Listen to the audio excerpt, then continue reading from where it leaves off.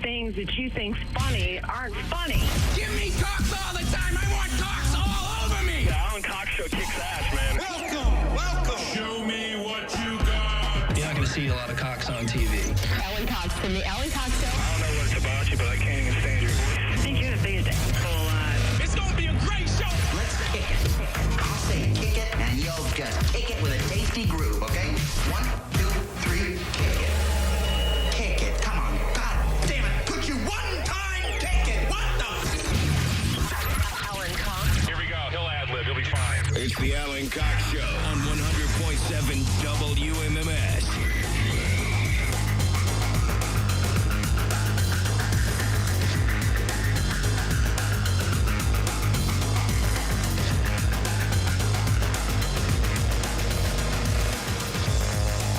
Hey, what's going on, gang? Good afternoon. Hi there.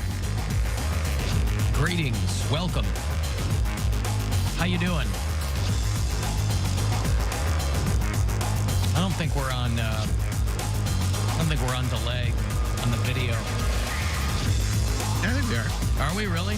Yeah. Oh yeah. Okay, we are. Looked like Mary was moving in real time there. Maybe I am. Then again, she likes to do that. She likes to move. In When I real move, time. you move. It's like that. Anyway, what's going on? My name is Alan Cox. Thanks for being here. If you are not, well, Bill Squire's here. Say hi to him. What's up? Creepy hugs, everybody. Mary Santora, the aforementioned, is right here, too. In real time, baby. Real time. Poundcake is back in Studio G. Afternoon, white people. Hello. Like a real G. We can all look forward to another award-winning Poundcake sports break today. It's a Wednesday. Very exciting since he has won. And I have to say, I fully expected this to go to his head. And I think he's kept a pretty cool dome over it so far. I think so. But he did win Best Sports Talker in Cleveland Scene Magazine's Best of Cleveland 2023. And so these are now legitimately award-winning Poundcake sports breaks for later on. But I did, I tagged Poundcake in one of Super Pimp's Instagram posts because he was wearing a lemon yellow suit. People know who Super Pimp is. He's like the nightlife ambassador in downtown Cleveland, has been for many, many years. And from what I could tell from his posts and just meeting him and talking to him over the years, he likes the nightlife. He likes to boogie. And, That's crazy because those things don't usually go hand in hand, and he makes it work somehow. That's what I told him. I said, man, before this, you had to take your pick. You could go out at night, but don't you dare boogie. He was able to really mesh the two of those together. That's the secret power. Visionary. But anyway, yeah, very much so. But again, I thought that Poundcake might want to seek his counsel on how to get himself some fine-ass threads, if in fact that's what he's going to do. Now, again, I think we'd all love to see that. Poundcake all gussied up in his Sunday finest. We're still waiting for them to announce if there's actually going to be a party or not. When they have a date, that's when I'll, get Oh, my I stuff see. Yeah, together. I guess there's no point in prematurely preparing, right? Just have an Yeah. outfit all there, sitting, waiting to be worn. That's kind of embarrassing. Staring at you? Well, why is it embarrassing? It's just you staring at it. Well, you could Say, also, man, I can't wait to wear you out. you could get it and wear it for another occasion.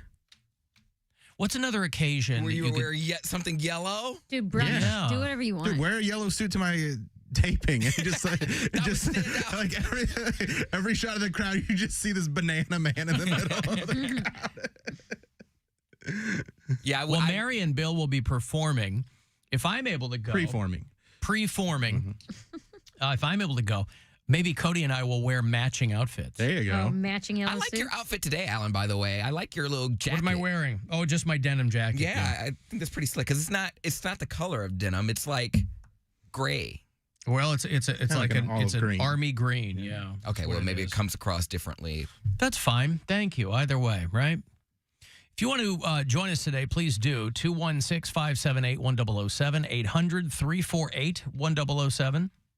If you want to send me a text, that number is 35192. You can watch live at AlanCoxShow.com. Alan, it's a sad day. Bryce Springstring has postponed the remainder of his concerts this year. I saw that. Bruce Springsteen postponed a handful of shows a couple of weeks ago. He's been having some peptic ulcer issues. I mean, listen, as much as the guy runs around and is in very good shape, he is an older man now. I think Cleveland was one of the shows that was postponed. I thought that was back in April. Yeah, but I thought that they had rescheduled it, and now it's canceled. Okay, yeah, wow, that's a bummer. They had kicked the can down the road a couple of times. That's a bummer. Well, maybe if it's... I might go try and check that. I'm always on the fence with him, but the more I give myself over to... You're on the fence with Springstring. Yeah, I never really got like deep into him, but the more he's been showing up on some of the playlists that I have, I'm like, okay, I actually am more of a fan of Bruce Springsteen than I thought. Mm-hmm. Listen, I've never, if a Bruce Springsteen song comes on the radio, I've never turned it off. I don't ever recall turning it off. There are songs I like more than others. Mm-hmm. Of course, he got famous he wrote a song called Santa Claus is Coming to Town. Yeah. Really under the radar before then. Nobody, I mean, this is the power of Bryce Springsteen. He put himself and Santa Claus on the map. Yeah. People didn't even really know about Santa. Nope. Everybody was still putting butter in their shoes for St. Nicholas. Mm-hmm. And then this guy comes along, and they're like, hey, maybe this guy's onto something, right? He's pulling Courtney Cox up on stage, no relation, and just being great. I was watching High Fidelity on Saturday with a friend.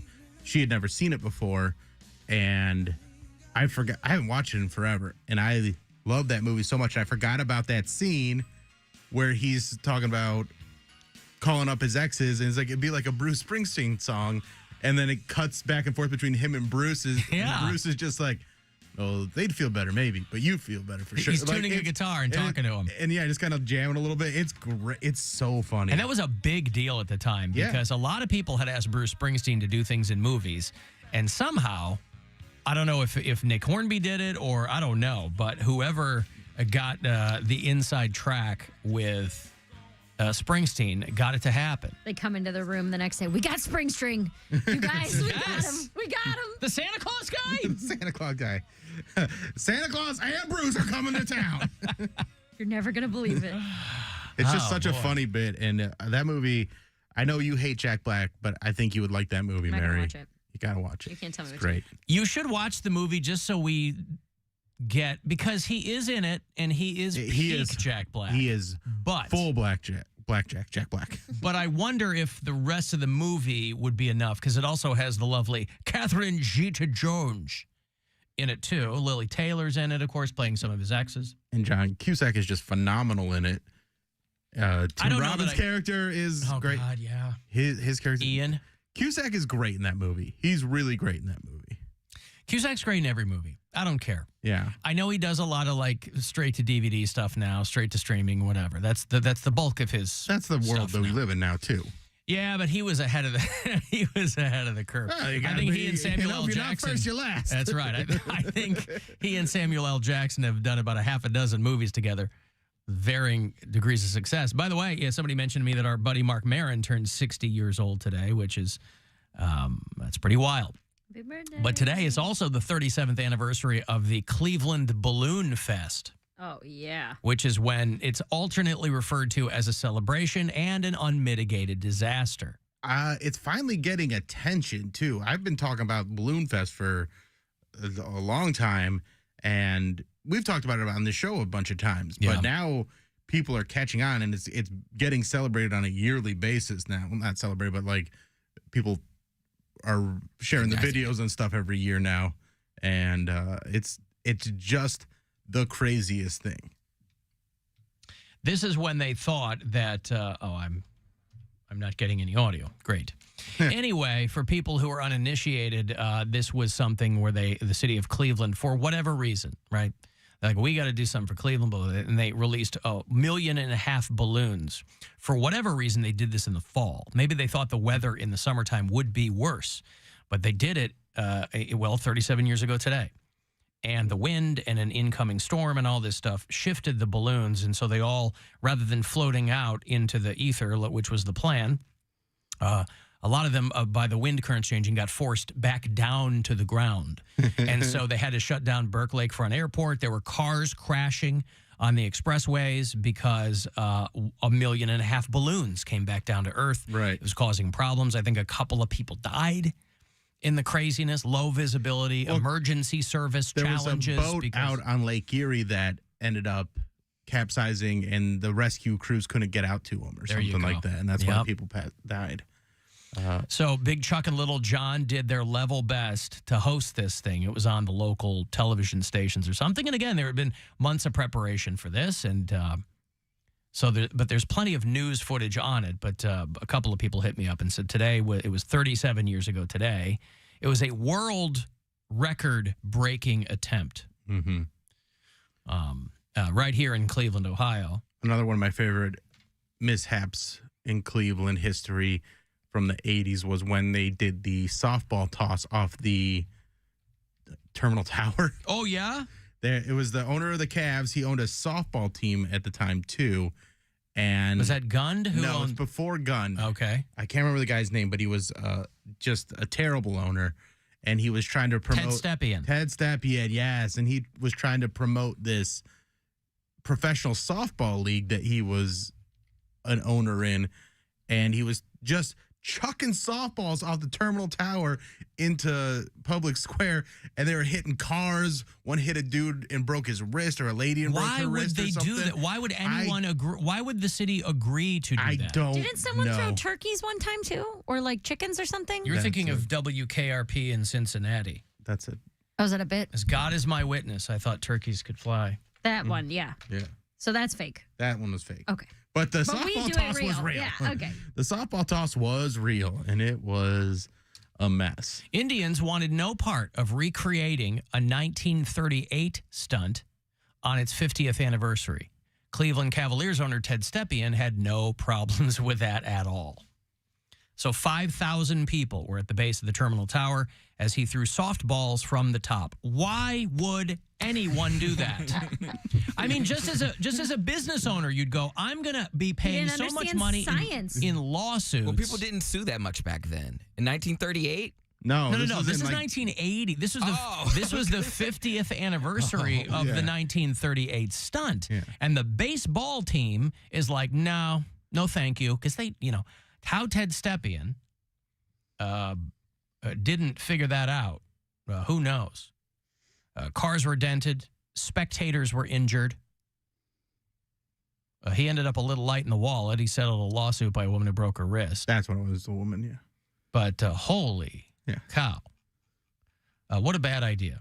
And again, he goes, well, I'm rich. Something happens. I'll pay him. For it, right? Yeah, it's not like the guy doesn't know how gravity works. He's like, I'll figure it out. I guess he couldn't even really see where the balls were going because of the way, from the viewing platform that he was on, you can't really see down. I've never been up there. So he was just chucking them over the side. You know what he should have done? He should have filled them with helium. And then they could have gone up.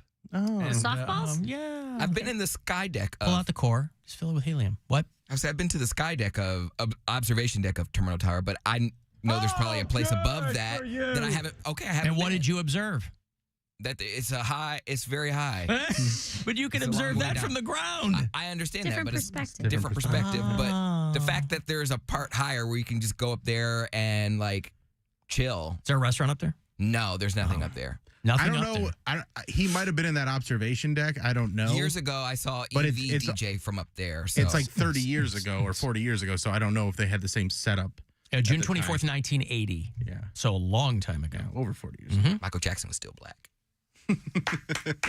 That's how I timestamped things. Thank God for that. Sorry. He was off the wall. I got a break here. If you want to send a text for anything, 35192, AlanCoxShow.com is how you can watch live, and we'll be back. It's the Alan Cox Show. Everywhere on our free iHeartRadio app or whatever smart device you have. Just tell me to play the Alan Cox Show on iHeartRadio. Right now, get up to $150 in savings when you buy a set of 4 eligible Bridgestone tires when using your CFNA credit card.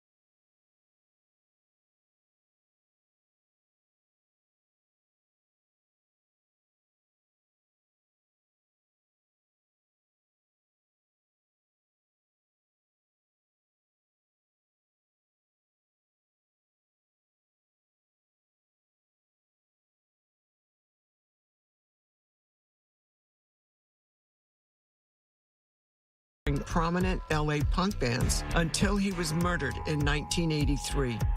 40 years later, we dive into that music scene and the mystery of his passing. Listen to Peter and the Acid King on the iHeartRadio app or wherever you get your podcasts. If I had a baby, I'd name it Alan Cox, wrap it in a blanket, and give it up for adoption in one of those countries where you can't drink the water. 100.7! That's what I think of you, Alan Cox. WMMS.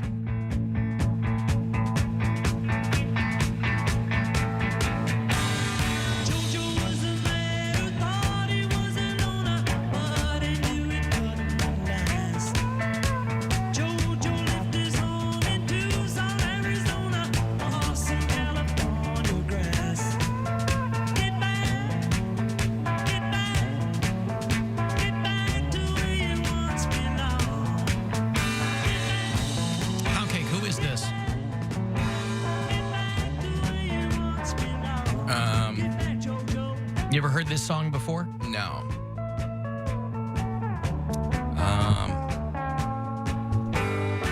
It's called Get Back. They say it a lot in the song. I don't even know. I wouldn't even know who to guess. Well, this would be a band, this would have been around the late 60s, I think. The Beatles? Now, what triggered Beatles in you when I said late 60s? Is that the only band you associate with late 60s? That's the only band I know from the late 60s, besides the Beach Boys. Because they were pretty much broken up by the late 60s. I mean, the Beach Boys, Beatles and the Beach Boys. All right. Were they So in anything late that starts 60s? with, you got stuck on the BEA in the musical encyclopedia. Yes. Gotcha. Well, we mentioned this because they have a big exhibit right now over at the Rock and Roll Hall of Fame, which is called Get Back to Let It Be. That's right. I should know. But anyway, but it's very exciting. And I only mention that because Cleveland's Rock and Roll Hall of Fame has been listed as number 5 on America's top-ranked museums.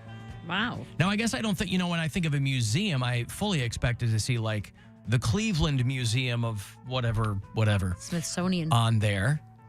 But I guess they're taking all, because number 1 is Graceland. And I've never been to Graceland. I like the Paul Simon album of the same name. I'm a sucker for some Lady Smith Black Mambazo.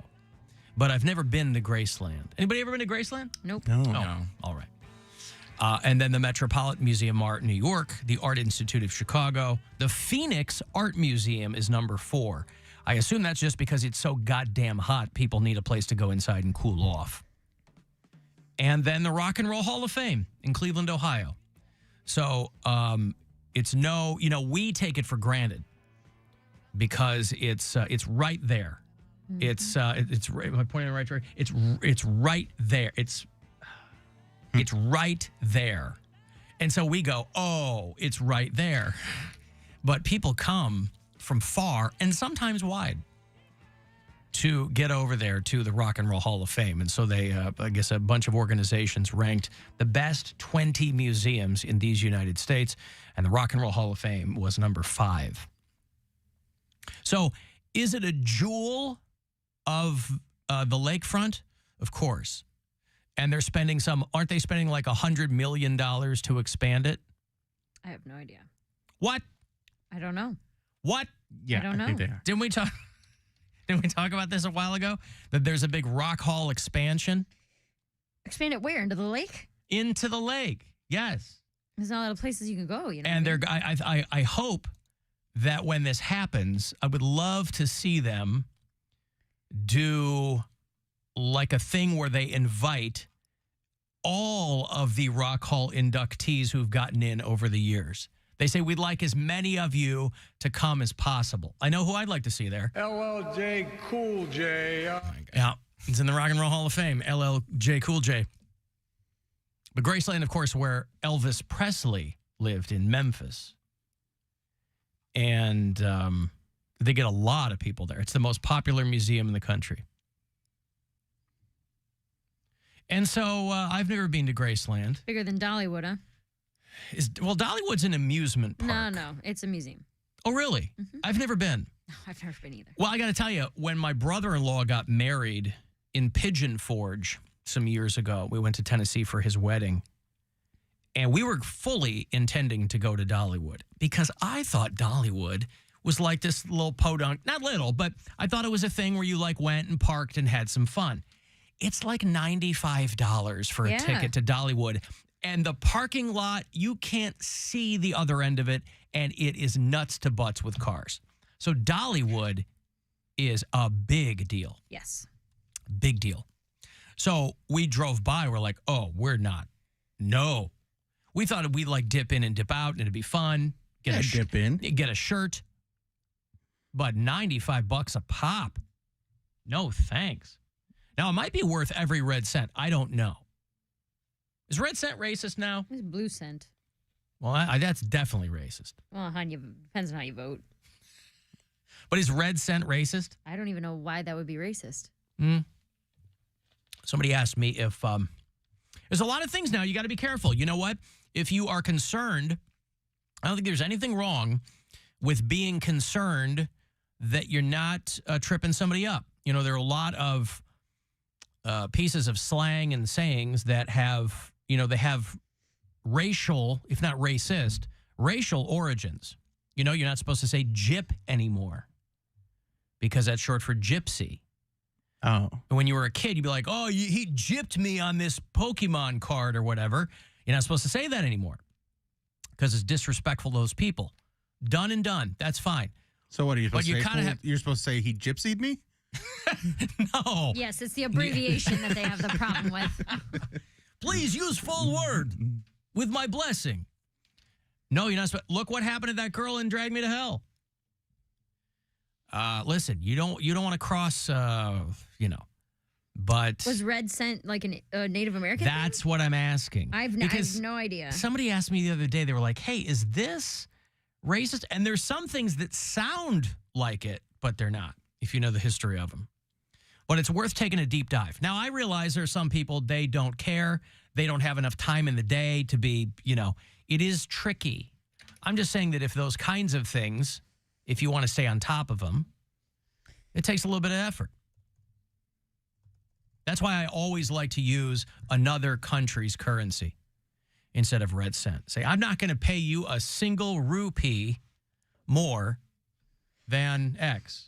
Neil deGrasse Tyson was on CNN talking about aliens and what the likelihood is. We all saw the video from Mexico. We didn't see the alien corpses that were rolled out in Mexico about a week and a half ago? Yes, I did. Yeah. Saying, these were, I don't know if they said they were dug them up or they fell to earth. Or... the red cent has nothing to do with Native Americans. There you go. Great. It says that 1 cent pieces are made of copper, which are originally red in color. So new pennies have a red tint to them. So it literally just means it's not worth a penny. Beautiful. That's also someone that I feel like hasn't seen a lot of red because new pennies are very, very like shiny, like orange. They're not red. Yeah. You say that's red? No, it says that American coin, the red refers to the fact that they used to be made out of pure copper. Oh, pure copper. Okay. That's on like 3 different websites. It's all saying the same thing. Yeah, they haven't been pure copper in a long time, I don't think. But these Mexican scientists rolled out what they said were mummified alien corpses to the Congress in Mexico. It was very, very strange. I don't know what the point of this was. I don't know because it was clearly fake, but I don't know what the point of it was. And they had a doctor who came out and said, they're real. They're, And of course, Neil deGrasse Tyson, every time you get him on TV, he's like, here's why this is nonsense. I like what they did in Mexico. They had what they claimed are alien bodies. They brought it out in front of their Congress. That's better than leaving them in a locked box and saying you and no one else can get to see them. So that's a start.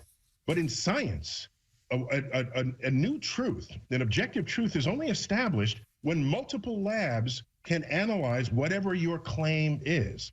When we brought rocks back from the moon, we distributed them to all the labs of the world. So everybody participated in that discovery. So here, bring out samples to others and let other people, skeptical people in other labs, test this. They'll either verify it or falsify it, and then we move on. What was your reaction when you saw the images? I was surprised because if they're from another planet, why do they look so human? They have 2 eyes, eyes, a nose, a mouth, shoulders, hips, femur, a rib. Why? Most life on Earth shares DNA in common with us. It looks nothing like us. Any corpses or mummified remains, there's no bone in your nose. It's an open hole into your skull. These aliens have intact noses, okay? If indeed that is their nose, okay? That's just what they want you to think. You imagine if they weren't their noses? What was it? Like, let's say they were like alien vaginas or something. Yes. They're like, these aren't our noses. I don't know why they sound like that. Russian? They're alien gypsies, Mary, and we can't call them that anymore. Yes, maybe. I don't know. Alan, we went to Graceland on our honeymoon, and our last name is Presley. Wow. What are the odds? That's a little Oh, good for you. on the nose. Well, I went to Neverland. And no, you didn't. Your Your name? last isn't Pan? What? Peter Pan? Peter Pan, What's he like the getting peanut at? butter? I don't know what he was Neverland doing. was Michael Jackson's. Right, but what does that have to do with? Cody Brown. Poundcake. They go, we went to Graceland and our last name is Presley. Of course, it was Elvis Presley's home. Right. You say, I went to Neverland. And? No one understands the connection. What's the analogy?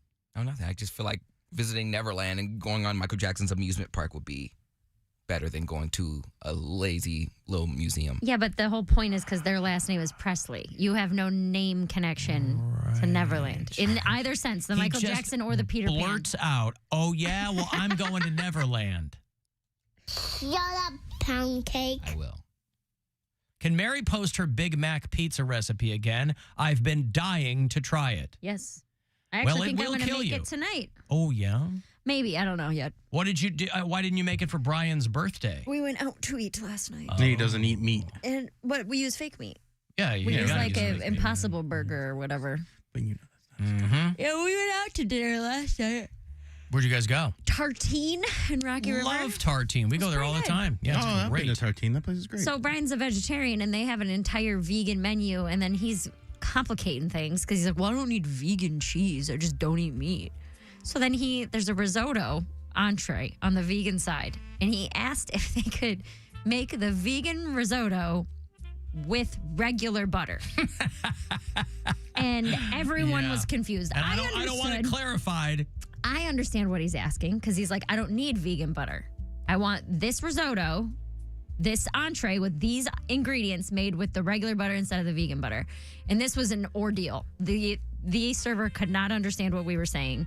And then when he finally acted like he got it, then the server tried to explain it to the chef. And then that was another 5 minutes. And Brian's like, I don't understand why this is so difficult. There's a lot of French cursing coming and I'm from like, the back. Brian, you're making up menu items. It's not. Is he prone to the substitution on a menu? Well, he's vegetarian. No, so I understand that. A lot of the places we go don't really I feel like a lot of places in general might have one vegetarian item. But this is him not wanting to eat vegan. He doesn't want to be. He's not vegan. He can still have cream and butter. No, and understood. dairy. But he didn't. He could have easily looked at a vegan item and ordered it. He outright. wanted the risotto. Right. But he wanted it with butter. regular butter Mhm. instead of the vegan butter. And did he that was get the it? whole thing. He did. And Did they afterwards, charge extra? No, he looked at me and he goes, I feel like it shouldn't be this complicated. I was like, you are making this harder than it has to be. Like, Wasn't there a risotto he 100%. could get that just was... They only had it as a side dish on the regular menu, He's the a very- non-vegan menu. Good too. He's a very That's what I told him. high maintenance straight guy. He was telling me how difficult I was because, They're both difficult. well, he's like, you're so That's difficult. what makes them work. But he was telling me I was difficult because I was of the way I was eating my own food. I ordered a steak. I like to have a process. I cut up the whole steak because very rarely do I eat the entire steak. I will usually take some home and have it for breakfast the following day. By the way, just as a quick aside, for Yes. people who've never been to Tartine, it's very small. It's very tiny. It's very romantic. It's cute. It's really cute. people gazing into each other's eyes over the flickering candlelight of your tiny little two-top. These two are going back and forth Over who's more difficult. vegan butter and hay. But this is what makes it work. So he's like, you tell me I'm difficult. Look what you're doing. And I'm like, all I'm doing, he's like, why are you cutting up your steak all the way like a toddler? I'm like, because I like to put it in a box and take it home because cold steak is harder to cut than warm steak. He's like, but now your food's going to get cold. I was like, I'm not the one making up vegan menus that aren't vegan. Like, what are you talking about? But it was very fun. We had a great time. The food was awesome. We had little fake champagne. I always think, and you said you're making up menu items, and that's what I think about. Like, if I go somewhere, I'm limited to what is on their menu. I'm not a substitute guy. Start asking for all multiple dishes to be made together. That's how I think it should be. For no increase in price. Like, why did you come here, sir, if you don't like anything that's on our menu? Could I get a BLP? What do you mean you don't have peaches? But I wouldn't do that. Now, I would go somewhere that took my amazing advice and had a BLP Well, no, it would be like menu, if you saw 3 different items, yes. right? Let's say you see a turkey club. Yes. Like, okay, well, that has lettuce and bacon on it. And then you see a dessert that has peaches. And then you were to ask the waiter, hey, can you put this together for me? I would not do that. And then when they say, well, I don't really know how we could do that. There's not really a way for me to ring that in. And then you would say, this really isn't that difficult. You have all the ingredients. Just make it how I want it. He said that to the server. No, he said it to me. Oh, After the server walked away, he was like, I don't understand why this is so difficult. And I was like, because you're trying to do your own thing. We could have just eaten at home. If that's what you wanted, I love it. But I respect the kitchen too much. Yeah, he gets annoyed sometimes because he'll ask for things to be made vegetarian, or he'll, like, that's it, which seems like a simple request, but I'm like, it doesn't always work that way. And the trouble with that order is risotto would be super easy to hide the loogie that will invariably be in it from someone in the kitchen when they're done passing it down the line. In my video, it's half hock at that point. If you go onto my Instagram right now, in my video, I'm taking a video of the food, and you hear Brian in the background talk after the whole vegan risotto thing happened. You hear Brian in the background talking about the server, and he goes, I don't think he likes me very much. Like, in the video, I'm like, yeah, you're being annoying. What gave you that idea, honey? Now let's get out of here before they start whipping French bread at our house. Would you like the risotto with butter and spit? Yeah, well, what do you like it with? But it was good. No, it was good. Oh, good. I love Tartine, man. It's a great spot. I've got a break here. I'll have those Stavros Halkias tickets for you. He's bringing the Fat Rascal Tour to Playhouse Square next Saturday night, so about a half an hour or so. Those tickets on the way. 35192. Want to send a text for something you can watch live at AlanCoxShow.com. It's the Alan Cox Show on 100.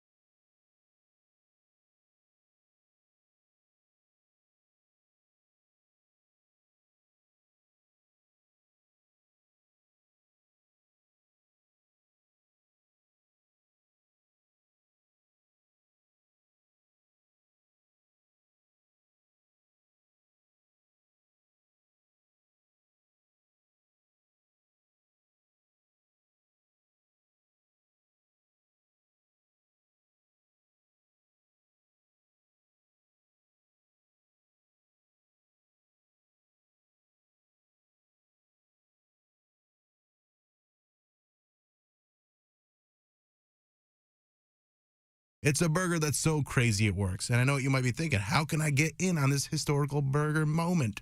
Go to Wendy's and buy one. It's a loaded nacho cheeseburger.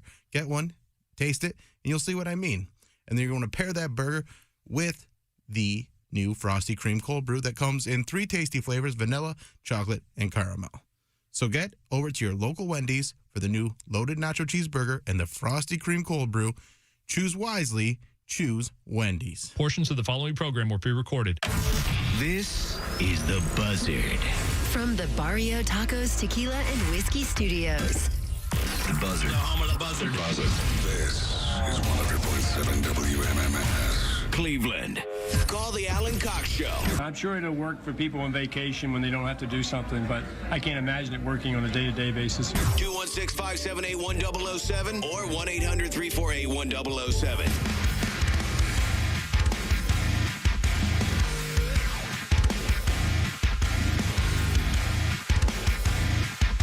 35192. Want to send a text to me? I'll see it there.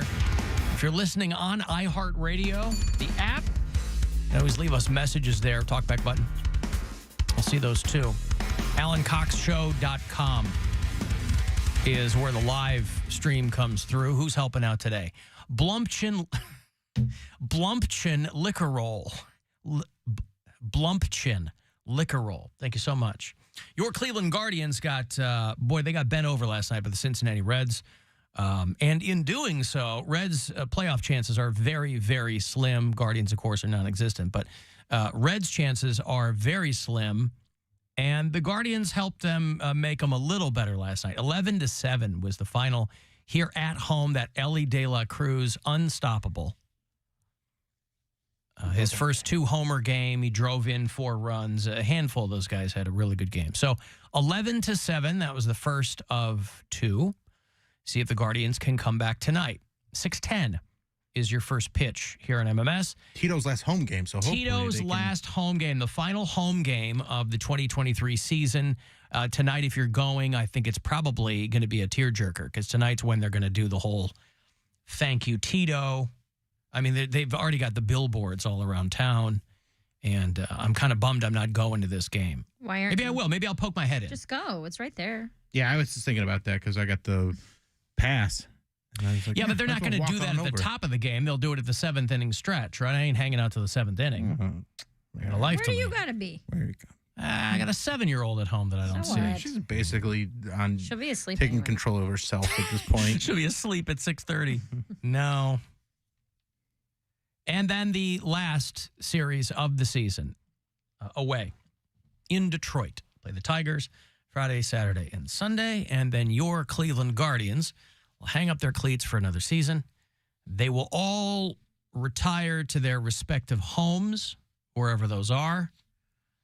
And we'll catch up with them again in spring training. And then we'll look ahead to the Cavs opening day, which is going to be the 27th of next month. Who do the Cavs play in the opener? Did they mention that at all? I think it's the Nets. Maybe not, though. The 27th of October, they're going to be playing the Oklahoma City Thunder. That is that's the home classic opener. rivalry. Yep. Only their second game of the regular season. The season opener for them is against the Nets. Okay. In Brooklyn. That's the one that I was And the home opener against the Oklahoma City Thunder. That's Kevin Durant. Nope. And he's on the Suns. You're thinking of Charles Barkley No, and the Phoenix Charles, Suns. I'm sorry. Charles Barkley is retired, and I think his last team was the Rockets. So You're thinking of Hakeem Olajuwon in the Houston also Rockets. retired. He's retired. No, Kevin Durant was traded to the Suns last year, and now Damian Lillard was just traded to the Bucks from the Trailblazers. Oh, wow. That's a crazy trade. You're It is a crazy thinking trade. of... Can't believe you're so up on this, Mary. I'm very, very up. You're thinking, so who the hell do the Thunder have? It's an Imagine Dragons song. They have Victor Oladipo? Michael Vic. no. They got Shea Oladipo? Gilgeous-Alexander. Pardon me? Yeah. What are the words that are coming out of your mouth? Shea Gilgeous-Alexander? Yeah, that's his last. He's got a hyphen. And then they got not Cuddy. Good luck. I can't remember. Good luck. Chet Holmgren. You're making that up. That's a live stream person. Chet Holmgren. He last year was supposed to be his rookie Mary, season, but he was hurt. Blunch and Liquor Roll is who you're thinking of. Josh Giddey. They got two guys named Jason, or they have the same name, but it's spelled differently. Okay. I can't remember what. Vasily Michich? Is he on the Oklahoma City Thunder? He might be. Homonyms. There's another. Yeah, Josh Giddey. Yeah. Lou Dort. I think Lou Dort's still on their team. This says Jack White is on the Oklahoma City Thunder. I thought he loves Detroit. Is he playing for the Oklahoma City Thunder now? That'd be crazy. White? Wow. I mean, I know he's tall, but a guy flops around like he's okay. So probably not him. Might be. They Things still are have crazy, Lou Dort. dude. You don't even know. Lou Dort. Yeah, Josh Giddey. Lou Gens Dort. Yeah. They have Jalen Williams and they have Jalen Williams. Two guys spelled Jalen differently? Yeah. What? Is one of them still with him? I'm not sure if they. Yeah. All right. I got both Jalen Williams. Al Matito video tribute is before the game, but with the 6:10 start, you'll miss it anyway. Yeah, I mean, we'll dump out a couple of minutes early, but I can't get over there. Oh, yeah, we will. Just end the show now, and then you have plenty of time. You can run over and get a dog or a... This is very important to you, Alan. Getting what? Getting a dog? A dog with some mustard or whatever you put on it. Oh, hot dog. Pickles. I said pick up a dog. Well, you can take a dog too. I didn't know you were using the little vernacular, the ballpark. It's a great name. What? Isaiah Joe. Is that a guy's name? That's a guy's name. It's not a comma in between, like it's in the phone book or the. It's Isaiah Joe, not Joe Isaiah. Isaiah Joe. Yeah. All right. Alan, surprised Brian didn't ask Tartine for the ingredients to the Big Mac pizza. Oh, I didn't give and them. then ask them to make it right there. Could you imagine if you walked in with a bag of ingredients and just handed it to the surfer? Hey, could you give this to the kitchen and see what they can do with it? I'll pay whatever you want. You know what? Zhuzh it up. Make it French. Yup. The Le Big Mac Royale with cheese. Mm-hmm. Yeah, maybe I'll make that tonight. I haven't cooked in like a year. You haven't cooked in 1 year? No. It's been like 3 weeks. I've been back on the food road. plan yesterday, like trying to get back on track? First of all, I never said anything like that. Okay. That's exactly. I think you did. I think we talked over like a whole segment. I think we discussed at length. I never said that. You bought a scale? I never said any of that. You guys are mistaken. Did the scale come? The scale came. Have you been on it? I did. I opened it up this morning. Yeah. Plopped my little chubby butt on it. It does it, dude. It does all the stuff, man. It does your whole reading. I think a lot of it's nonsense. Well, how are they going to figure out what your water? We talked about this yesterday. How are they going to figure out how much water is you're retaining on your scale? Let me see this. Because I've got one of those too, and all I look at, I don't have the app on my phone. All I look at is the weight. Well, that's all I need it for. But not if you're lifting weights, because if you're lifting weights, you can see your percentage of muscle I don't need that. increase I and am your lifting. percentage of body fat decrease. I don't need that. You'll feel that. No, you won't. Yes, you will. You want to know how much you weigh. No, you want to know how much I weigh. No, I don't care how much you weigh. You got a scale, not for your body fat. Get some calipers. I did it for my muscle mass. You got a scale percentage. to see how much you weigh. So? And I'm not asking you how much you weigh. I'm just saying that, like, listen, I'm in the same boat. I bought one of those dumb Wi-Fi scales too, but I don't use anything except I could just use a regular, I could use a dumb Walgreens $5 analog scale. I don't know why I got the one with the bells and whistles. Well, it was only $20 on Amazon. That's why I got it. $20. I don't know why it all showed up, but yeah. All right. Well, were you happy with the results? No. What would make you think I'd be happy? Mm-mm. I would never buy a scale because I was happy. Well, you could be pleasantly surprised. No. Okay. There was, Alan. Was it worse than you thought? No. Okay. Well, then that's a win. Yeah, no, I didn't step on there and be like, holy. It wasn't like that. Like a cartoon where it goes around the whole. Whoa. And a couple of times. It's just like, moo. Yeah, go, get off me. Ow. Yep. You didn't want that. The glass didn't shatter when I stood on it. It's nothing like that. All right. But it tells you, hold on, let me see. Oh, okay. So. Ooh, so scared, chubby wubby. Right. It gives you a measurement report. It's 13 statistics, okay, 4 of mine are not up to the standard. I'm overweight. My BMI is too high. My subcutaneous, which is your belly, my belly fat is too high. And my metabolic age is 35. And I'm only 34. But then I meet the standards. Well, I have standards. Yes. Acceptable body fat percentage, acceptable visceral fat, normal body water, But normal it's not skeletal muscle. But what are you going to do with all this data? Because it's I not. have no idea. Well, that's what I'm saying. Like, it's not acceptable to you. Everybody knows when they feel better. Right. So the scale is just to see how much do I weigh. Yeah. Well, I mean, this is all extra. This is all information I didn't ask for. That when I stood on the scale and I connected my phone to Bluetooth, all of this information showed up within 10 seconds. Alan, it sends an electric current through your body, and fat, water, and muscle all have different electrical resistance. See, that's what I was like reading, is that it really can't, it might not be 100% accurate, but it can give you a pretty good idea. Yeah. Right, but my question is always, what are you then going to do with that information? So for me, I don't know what your preferred type of exercise is, but I do enjoy lifting weights. Yes. Okay. So for me, I like a mixture of cardio and weightlifting, right? So for me, it would be like, okay, even if my weight doesn't change, let's say I stay exactly the same weight, but I do feel different. And then I can see, okay, well, my body fat went down 2%. So I still weigh exactly the same, but I'm not as fat as I was. Whereas if you're just doing numbers, like you're just doing your weight, that can be discouraging if the number on the scale doesn't move. Did your scale say, hey, one person at a time? It did. It did. Was that you? That's terrible. No. I'm looking in my windows. Terrible. I'm not looking in your windows. But yeah, it's just funny. So like the body fat percentages, there's categories, and less than 14% is just essential fat. That's all you have. 14 to 21. Essential fats. Yes. 14 to 21 is athletes. That's where athletes fall. 21 to 25 is health, which I think means healthy. 25. I think health means healthy. Yeah. It's the same word, but with no health. Y. It just says health. You take a Y off, you've got the root word. 25 to 32% is acceptable, and anything over 32% is obesity. Hey. All right. Well, I always say less is more, but you know. Like, All right. so yeah, it has like your muscle percentage and your water percentage and how much of your body is protein. And So you want to get to a certain weight, or you want to get to a certain percentage of body fat? well, this is why I never wanted a scale in the first place, So and why why did you buy I have one? been so adamantly against having a scale. I live my happiest life when I'm between, like, I would say 125 and 130 pounds is when I'm like my happiest. So what precipitated this scale purchase?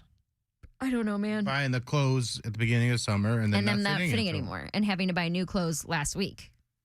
Right, but the So I was scale is not going to put you in those clothes. I mean, No, but it might keep me more accountable. Okay. I don't know. Well, there's the answer then. Okay. Buying the scale, I'm not exactly sure, because everything I've tried up until this point has not kept me accountable. You don't So I'm keep like, a food log. No, I did for weeks. Yeah. And I do it for weeks. So then I was like, fine, maybe if I have this, it'll help keep me more accountable, and I can, physically see numbers on my phone changing or not changing. Right. I mean, eventually you're going to leave a food log. Especially after that Am I right, cheeseburger Bill? pizza. Oh, with all the fixins. Oh, so good. So I got it today. I stepped on it today. We'll see. We'll see what we got. We'll see how it goes. Hello, this is Trilge, and you don't eat a lot of food, you've said, big breakfasts are bad, whatever. It's because you're old and you sit all day. That's your job, is sitting. Those of us that are younger and move around a lot at work need to eat more. I can eat 3,000 calories a day and not gain any weight because I'm very tall and I move around a lot. Anyway, this is true. Well, okay, but I didn't know my job was sitting. But here's the thing. I've been doing this job for 30 years, and I don't eat any differently than I did when I was 22 years old. Well, Plus, you have very healthy eating habits. there's also a lot of fat manual laborers out there. So, yeah, it might help that you're tall, but there are all kinds of people walking around doing stuff who are not in good shape. Mm-hmm. So that's dubious at best. No, I'm not going to sit down and eat some. And by the way, we're not talking about a big breakfast. We're talking about a big breakfast of bacon and sausage and biscuits and gravy. And, that's what people are talking about eating. No. Not you, but people go, I like a big breakfast. You were talking about your friend in the farm or whatever, right? I like a big breakfast. I like biscuits and gravy. And my dad's was in the South. I mean, that was the kind of, I don't eat differently now than I did 30 years ago. So it's got nothing to do with sitting all day long. You got to dial in what you're eating. Yeah, but moving helps. If Well, you're not going to moving always helps. But he's like, I'm tall and I can eat. Well, okay, He fine. finally moves a lot. Right. But if what are you, 7 feet tall? I mean, if you're 6'1", that's really not, obviously the taller you are, that can positively affect your metabolism, but it's not, And I'm 52, I'm not 70, right? So your metabolism is going to slow down. But I don't eat very differently than I did 30 years ago. Because I don't want to be old and fat. And you don't see a lot of old fat people anyway. Old people are fat in a different way. There's old fat people everywhere. Well, how old? You'll see My grandpa was a fat guy and he lived to 90. But that's an outlier. You'll see a lot to church, more. Man. There's a lot of old fat people. there's a lot of old fat people at church. I mean, old fat people. I know. There are old fat people I guess at I didn't church. see them. You'll see a lot more elderly smokers than you'll see elderly fat people. Because being fat is really bad for you. Because there's, like, when I would go to church, there was a lot of old people. And I'm talking old, like 75 plus, old fat people. Maybe that's a Medina thing. Were they eating big? No, that's a people Were thing. they eating big humans. farm breakfasts? It's not about a farm breakfast. The farm breakfasts don't help. Yeah. I mean, The old fats are out there, man. That's what I'm saying. The old fats are out there. it's all about I'll take your word balance. for it. I mean, If you do an 80-20 diet where you eat right 80% of the time and 20% of the time you eat whatever you want and you move your body, Yeah, you're going to be fine. I don't ever understand that. I think when you drill down and people are like, I do percentages of whatever, I go, I don't just eat stuff that is going to make you feel better, and it will all kind of fall into place. Like, I see 80-20, and I guess I know the broad strokes, but you're not actually measuring out 80% of your food to be something or not. I understand, but so if you just do it mentally or the math on it is if you want to do full meals, right? Let's say you want to do a cheat meal, that would be every fifth meal you can have whatever you want. So 80% of the time you're eating. Wait, what is every fifth meal? 4 out of 5 meals need to be perfect. They are clean, they are healthy, they are small in portion size. 3 out of 5 meals. 4 out of 5 meals. 4 out of 5 meals. Would be perfect. That's 80%. I and see. then every fifth meal would be whatever you want it to Chocolate cake. A cheat Chocolate meal, cake. I see. Or you can do it as 80% of my day, I have a perfect breakfast, a perfect lunch, and then an okay dinner. There's different ways to look at it. But the thing is, 80% of the time you should be eating clean, small portions, not organic, but like whole foods that aren't processed and things like that. And then 20% of the time you can kind of be loose and do whatever you want. So it's just moderation. It's moderate. It's for people who have a problem with moderation. So you just don't cut out everything all at once because you're going to fail. Yeah, but aren't they also going to fail 80-20? No. You shouldn't. No, this is really. supposed to be easier. No, it's no. supposed to be. I mean, they will probably, but it's more reasonable It's more and it's accommodating. more sustainable. And you can count off the meals then, too. Yeah, and you can also have a little treat. Like, remember when Mary was dieting real strictly and she had her 3 Musketeers and I pretended that My fun-size musketeers. Yeah, Right. and she's all excited about it and I was like, that was yours? And she was like, what? Yeah. But she, she would plan for that little extra sugar and fat. Are the meals all supposed to be the same size? Well, like it's if people all are supposed to be the same amount of calories per day. Okay. So So it's if you not, have 13 I had these 4 great meals. Now I'm going to have a half a cake and a bag of chips. Well, you should still stick to, so if you're having 1,300 calories a day, you should still try your very best to stick to that. Gotcha. But what they're saying is if 20% of the time you don't stick to that, you're still going to be fine. Gotcha. That's what 80-20 That's what you're doing? essentially means. I mean, no, I'm not doing anything. Ah. I got a scale today. What did I eat today? I don't even know what I ate You today. tell me. I had an apple and some rice cakes for breakfast with a coffee, and then I went and had pho for lunch. Yeah. Soup for lunch. Yeah. All right. Did you get the sandwich? No. Apple and rice cakes. Mm-hmm. That's why I didn't go, because I always want to get the banh mi. And that's good banh gonna, mi. It's the best banh mi. And that's not within my caloric intake. Yeah, caloric intake. It's going to ruin everything. So I said, you have fun. Yeah. So, yeah, I mean, it's people who aren't great with following a strict diet off the rip. But this is also to help. So it's like, yeah, you don't have to feel bad about eating a cookie. Right. As long as you're doing it, clean and healthy most of the time, then it's okay. Yeah, have a full sugar pop. Have a piece of cake. Live a little. Yeah, exactly. Sure. That's all that means. All right, good. I got a break here. Hey, you want to go see Stavros Halkias? He is bringing the Fat Rascal Tour to Playhouse Square is next Saturday night. If you're a fan of his, I will hook you up with tickets after the break. You want to text me for anything, 35192, and we'll be there. It's the Alan Cox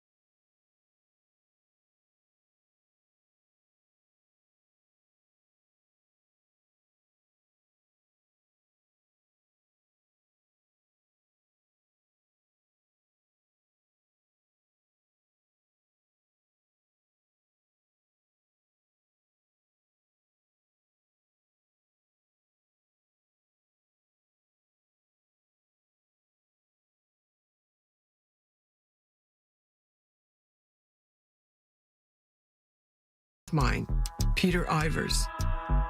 Peter was the host of a TV show featuring prominent LA punk bands until he was murdered in 1983.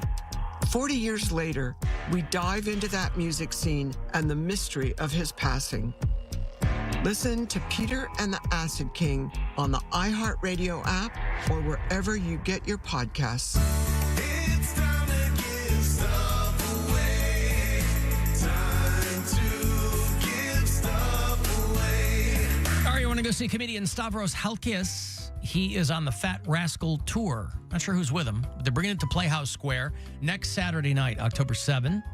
If there are tickets remaining, you can go to playhousesquare.org, and they will have all those details for you, tickets info, all that. This pair for you, caller 10 for Stavros next Saturday night. 216-578-1007 or 800-348-1007. Who needs broadcasting awards? I like the sound of my own voice award. When you've won World's Sexiest and 5 years in a row. And the winner is Alan Cox. On 100.7 WMMS.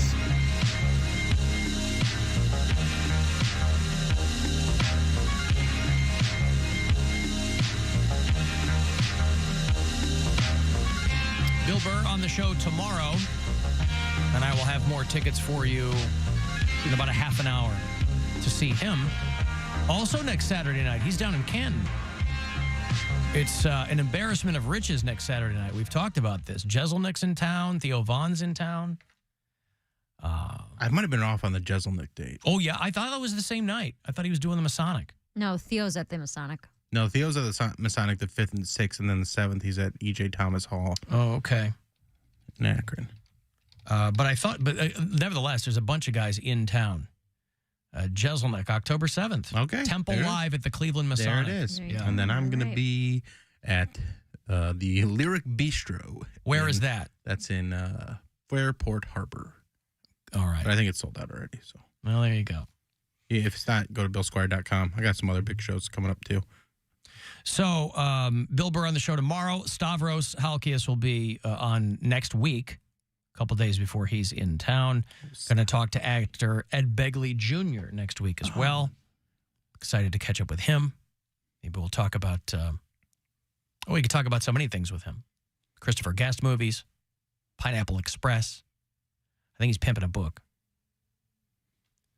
If you listen to us on iHeartRadio, on the app, if you're able to do it, thank you for your service, and you can always leave us messages there anytime you like.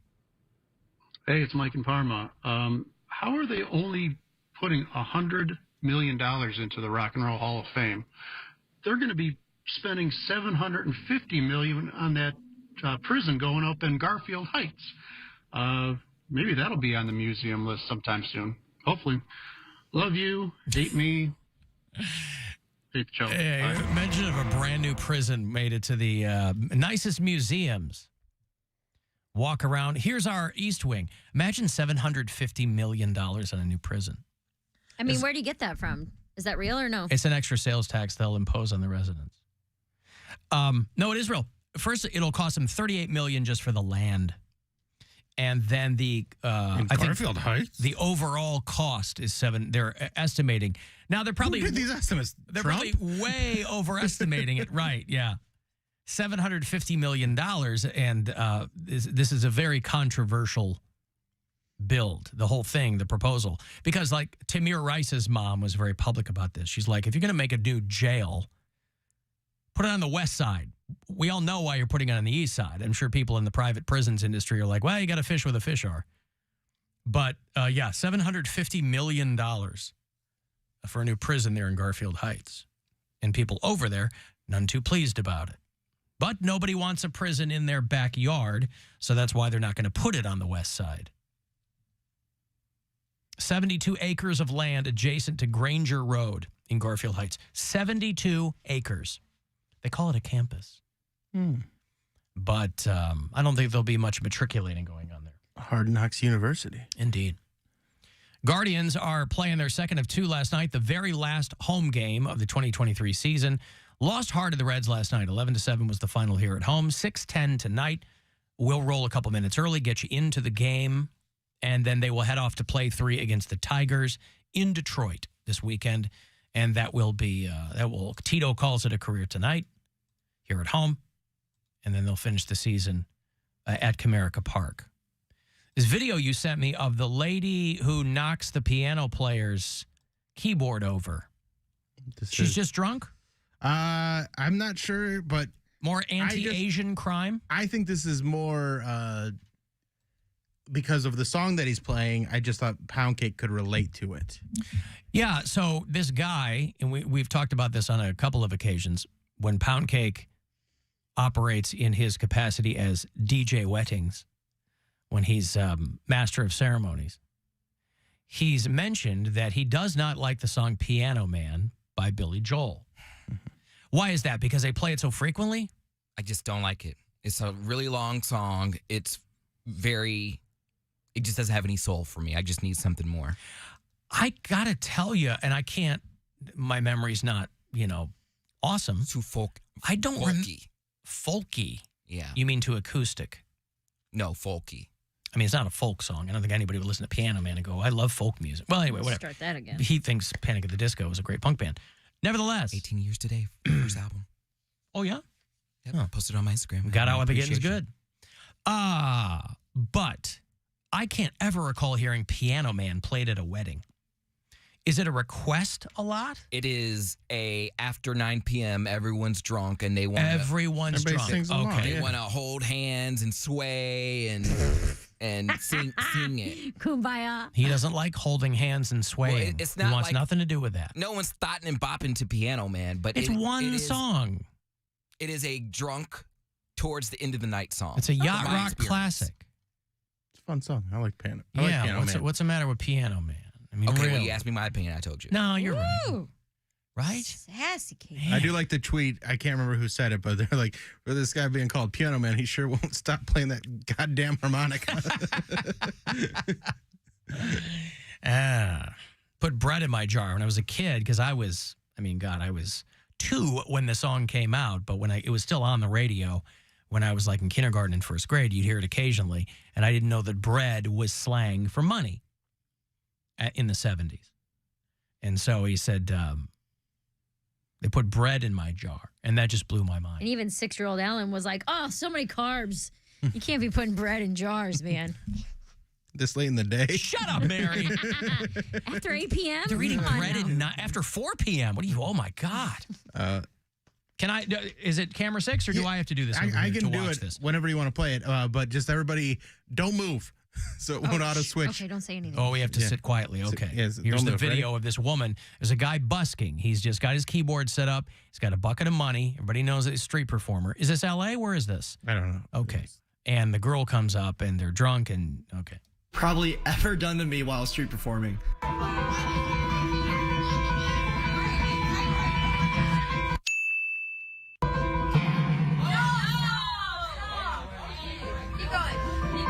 So this kind of stuff happens here and there, so I usually just keep playing through it, but after what's about to happen, I had to stop. This was also the last song of the night, and side note, I do this to see people happy, so please don't harass the person in this video.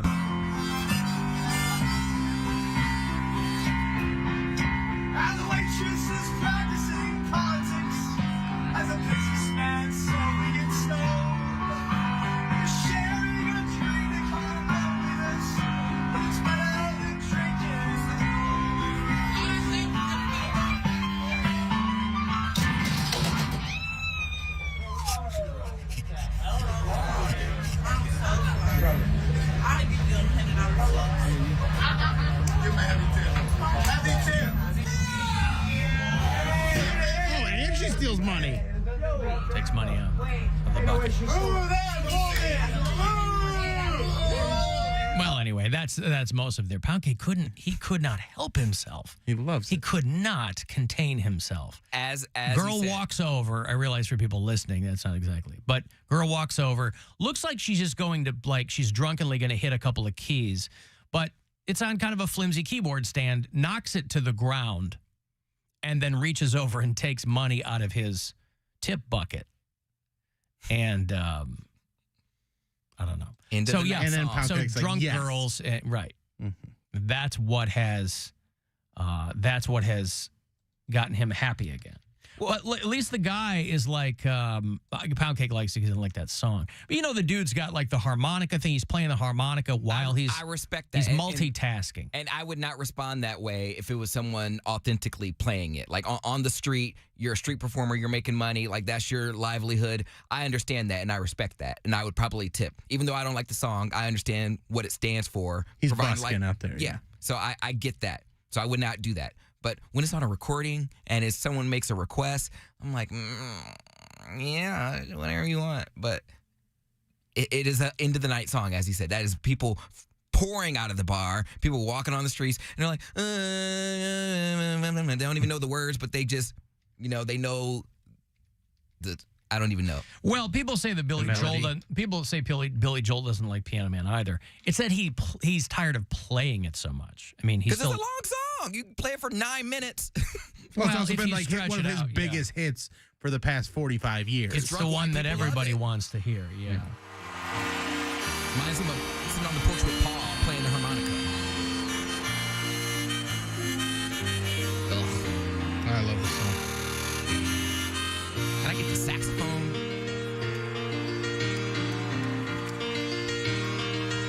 Wait, what saxophone? It's not. I'd rather have a saxophone. Oh, rather than a saxophone. That'd actually be pretty good. There's an old man sitting next to me.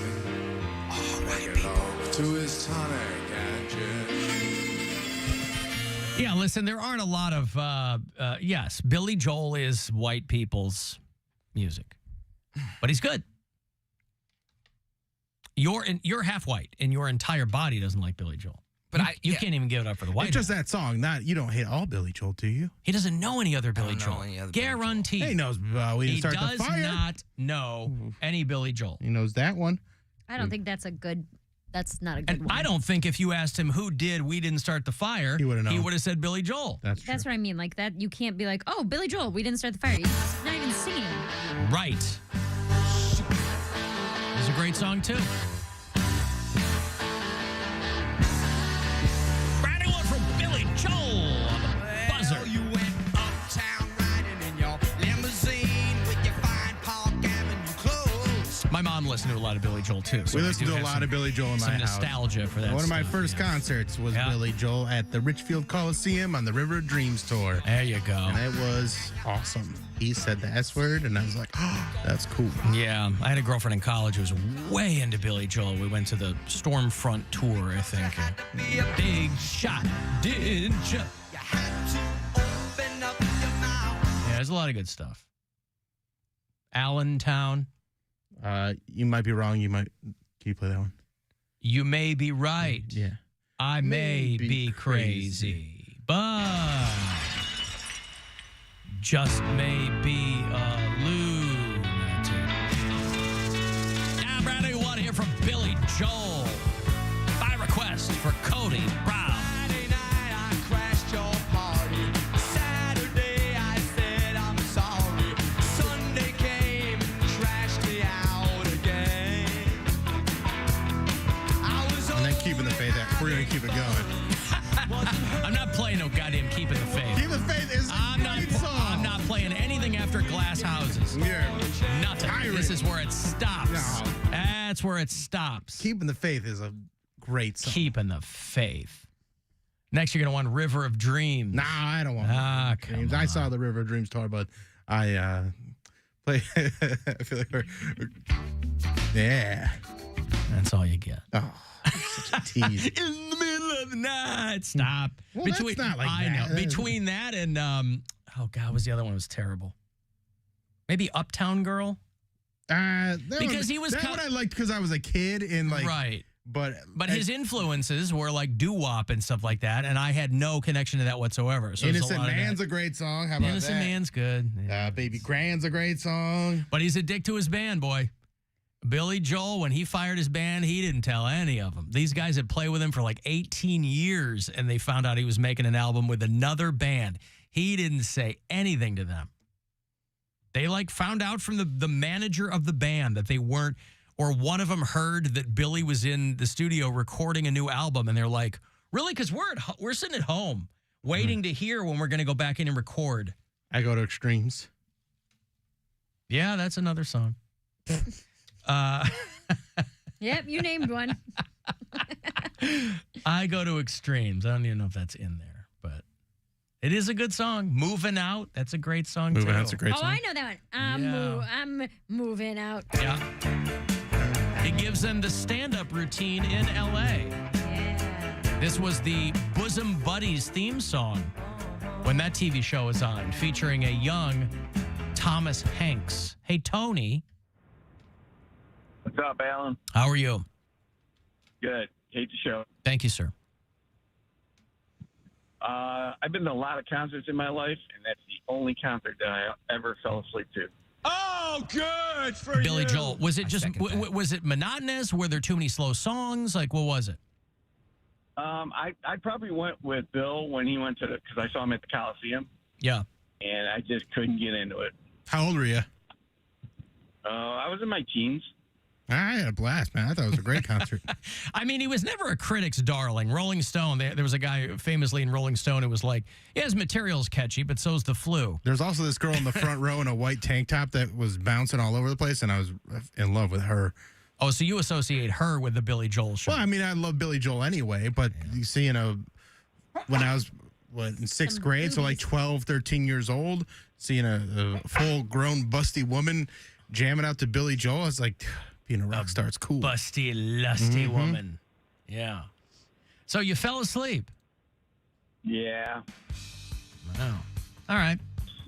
Brand new one here for Tony out there in Cleveland, trying to keep him awake with Billy Joel. Brand new song here is called Pressure on the Buzzard, baby. What is happening? Oh, this is the 70s, the 80s. I mean, and probably the 80s. Sounds like a video game, doesn't it? You haven't played a lot of video games. Yeah, huh? Like you're trying to run away? Just some trying to run away. Yeah, come on. Hey, Jim. Hey, Alan. How you doing, sir? What's up, man? Hey, listen, I just had a short comment to make about Billy Joel. I mean, I'm a huge fan myself. But I saw a YouTube short, I don't know, maybe like a month or two ago, and it's Billy Joel discussing We Didn't Start the Fire. Yep. And like where he's talking, he actually talks about how he did not like the melody of We Didn't Start the Fire. He hated it. And he actually plays a couple bars of the song the way that he actually wanted to play it. And it just, I mean, I don't know, just check it out. I mean, the way he was actually going to play it is, to me, like a much better song than actually We Didn't Start the Fire. Well, I mean, I think I have kind of a vague notion. I've heard the story. Wasn't it more like a reggae beat? Well, no, it was actually more like he describes it, if I'm not mistaken, as like it's supposed to be more like country-ish. Oh, I see.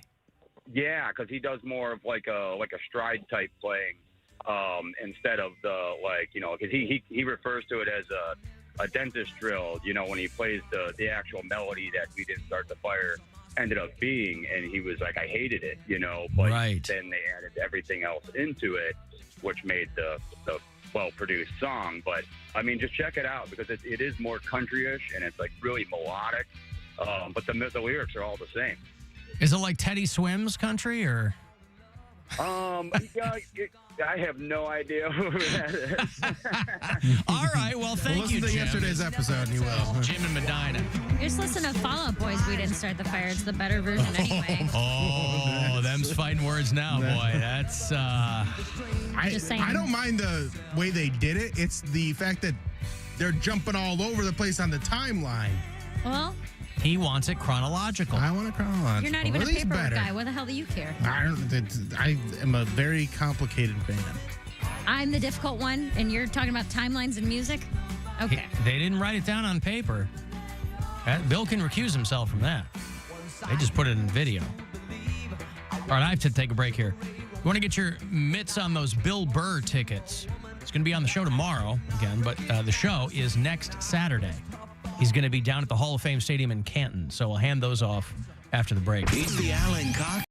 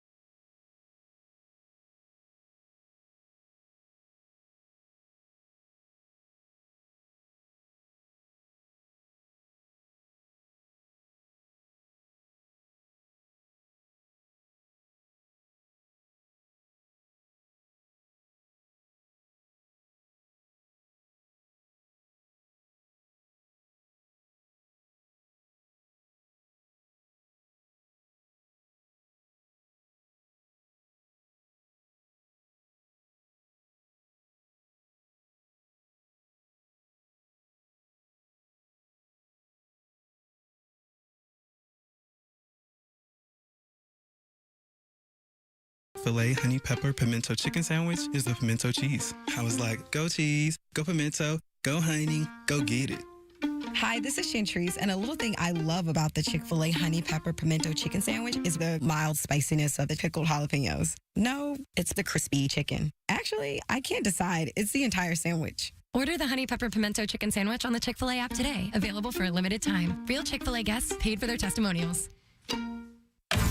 This is The Buzzard. From the Barrio Tacos Tequila and Whiskey Studios. 100.7 WMMS, Cleveland. It's time to give. It's time to give stuff away. Okay, if you've been hitting me up for Bill Burr tickets, Alan, when can I win Bill Burr tickets? Right now. Bill Burr Live is next Saturday night. He's going to be on the show tomorrow. Tom Benson Hall of Fame Stadium down in Canton. Big show. HOFvillage.com is where you get the info and tickets, whatever, if you strike out here. But if you're caller 10, you won't. 2 for Bill Burr next Saturday night. Good luck. 216-578-1007 or 800-348-1007. Some things are too good to be true. This thing is too true to be good. The Alan Cox Show. True that. On 100.7 WMMS.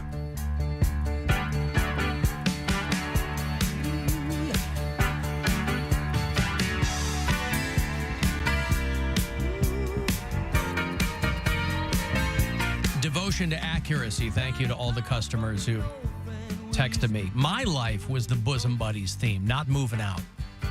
I said that it was moving out, but it was, of course, my life. He gives them the stand-up routine in L.A. I like this Shop, sold a house, bought a ticket to the West Coast.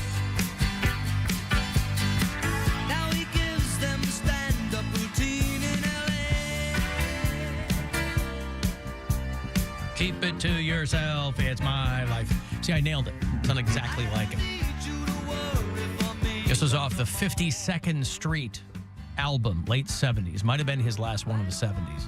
But my mom had an album called The Stranger that she had on a loop in our house. And that was the early 70s. And The Stranger doesn't have a dud on the album. Bill's more of a River of Dreams man. That's not what was said. I just was at the River of Dreams tour. But you enjoyed it. It was... You liked all. You were the one guy who liked all the new stuff. Everybody else was going to get beers, and you go, I'm sticking around. It was all new stuff to me. I was a kid.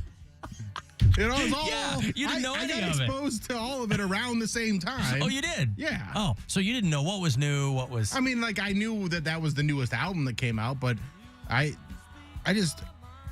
mean, when you're a kid, too, you just like the songs you like. Yeah. And I thought River of Dreams was a fine song, but I was way more into songs like this. Keeping the Faith was up there. You Might Be Right. Like, that's the stuff that I really liked. There you go. Well, anyway, that's enough Billy Joel. Yeah. You don't want to do another full segment of Billy Joel? I didn't mean to do that full segment of Billy Joel. But he lures you in. He's great. I think to a certain degree. I know that there are people, including our boss, Rob, who doesn't care at all for Billy Joel. Well, I understand that, but I have a lot of affection for Billy Joel. Now, I've only seen him live the one time, but this is a guy who was doing a monthly residency at Madison Square Garden. He's still doing it, I believe. I thought he stopped, but if he is still doing it, that's even more impressive. They were like, how long are you going to do this? He goes, until people stop coming. They're all sold out once a month. It's a hometown show. He was doing it for like 2-3 years. What were you saying? Rob doesn't like Billy Joel, but he also likes this show, so I know his taste is dog crap. It is questionable at best. If you back him into a corner at a party, he might give you what he actually thinks about this program. That's why I always have voice notes recording, so that I'll know. Let's see if Billy Joel's got any. Yep, October 20th, November 22nd, December 19th, Wow, January good for 11th, him. February 9th. They are, he's still doing them. Someone could have been pulling my leg, but when I was in college, we had our E.J. Thomas Hall that was like right there off of campus. And one day I was walking somewhere, and there was like an army of like tour buses lined up outside. And I was like, who the hell is performing at E.J. Thomas Hall with all those tour buses? And someone told me it was Billy Joel. So why would he be performing there? I have no idea. But but that's a guy who can perform in any size venue he wants. E.J. Thomas Hall is pretty big, but it just was. But it's not Madison Square Garden. Yeah, Not he at does. all. He does arenas and stadiums and stuff. Right. But maybe he did. Maybe he was coming small, through. intimate I feel shows. like I don't know if why he there would be performed at E.J. Thomas Hall, this is about, 10 years ago now? Something like that, yeah. I would have heard about that. From your parents. From just the hype, because it's a small venue for him. That's a more intimate show. Yeah, but you are also coming off, or perhaps you're transitioning into a new period of your life of musical appreciation. You're fresh off a Herb Alpert show. Mm-hmm. Yeah, it only fits 3,000 people. E.J. Thomas Hall? Yeah, 2,900. I've only seen one. I saw Bill Maher there some years ago, and that's the only time I've ever seen a show at that venue. It's set up, the rows are too long, right? If you're in the middle of that venue, you got to walk past. They need more aisles. You got to go, excuse me. It's about 40 people. Yeah, that's where Because you're in one big, long, unbroken, wide row. Yeah, and I remember when I graduated there, I was B, but I was like the middle of the Bs. Oh, that's where they had graduation? Yeah. Was it Thomas Hall? E.J. Thomas Hall, yeah. Really? Yep. What did the E and the J stand for? Ethan James. Thank you. Poundcake? Let me Wikipedia it real fast. No, you I went can to school Wikipedia there. it. We can do that. I don't know what it stands for. But you went to school there. Extra jammies. Yeah, Extra jammies Thomas. That's what they call it. That guy's always walking around in his PJs. But there's a lot. Why wasn't it PJ Thomas Hall? There was a lot of halls that I don't know who they were named after. I don't know. I stayed mostly in Colby Hall, and I don't know who James Colby. That's after the inventor of Colby cheese. That's exactly right. It was right next to Pepper Jack Hall. K-O-L-B-E. That's why I say before I eat a piece of Colby cheese, I go, Colby. Edwin J. Thomas. But who was he? He was a former chairman and CEO of the Goodyear Tire Rubber Company. Okay, well that makes it's Akron. I gotcha. He later served on the university's board of trustees. Okay. Mm-hmm. All right. See, the oldest building we had on campus was called University Hall. Whoa. What happened there? Well, a lot of people had never heard of Ebenezer University before. I haven't. Tell me the tale. I just did. Oh, that's it? That's all of it? That's his whole legacy? That's his legacy. He built one building. Someday. No, he didn't even build it. He was walking by as they were building, and they said, excuse me, sir, who's this building for? And they said, oh, we're just building a building. We're going to put up a thing here. They're like, why do you talk like that? It's 1967. It doesn't even really have Chicago. It doesn't even really have a name yet. No, it's like mid-1800s. Oh, was it? Yeah. It's an old school. Well, then that's still too early to be talking like that. Hey, see there? My name is Ebenezer University. Any chance I could get that named after me? And they said, well, you got to pay a lot of money for this. And he goes, what if I just come by tonight and chisel my name into the walls? And he said, well, nothing we can do about that. And so he went back to the build site after all the workers had gone home for the night. Vandalized it. He chiseled his name in. Ebenezer University. Now, over time, his first name was worn off the building, and all that remains is University Hall, the oldest original building on the campus of Northwestern University. The school is named after him, too. Ebenezer University Northwestern? Ebenezer Northwestern University? Well, Northwestern Ebenezer University was what it started out as, and then people were like, boy, this guy, he got his name on everything just because he happened to be walking by? This is a very bad business plan. Ebenezer's got to be a name that makes a comeback at some point, right? No. People start naming little babies Ebenezer. Yeah, where did it come from? Scrooge. No. It had to be a name. Did they make it up for that? I don't think so. The only Ebenezer I have ever heard of in my life is Scrooge. You never heard the song Ebenezer Good from the Shaman? Nobody's ever heard that. Oh, come on. You don't like Ebenezer Good? What a great song. He's Ebenezer Good, Mary. Don't ever play it again. All right, I won't.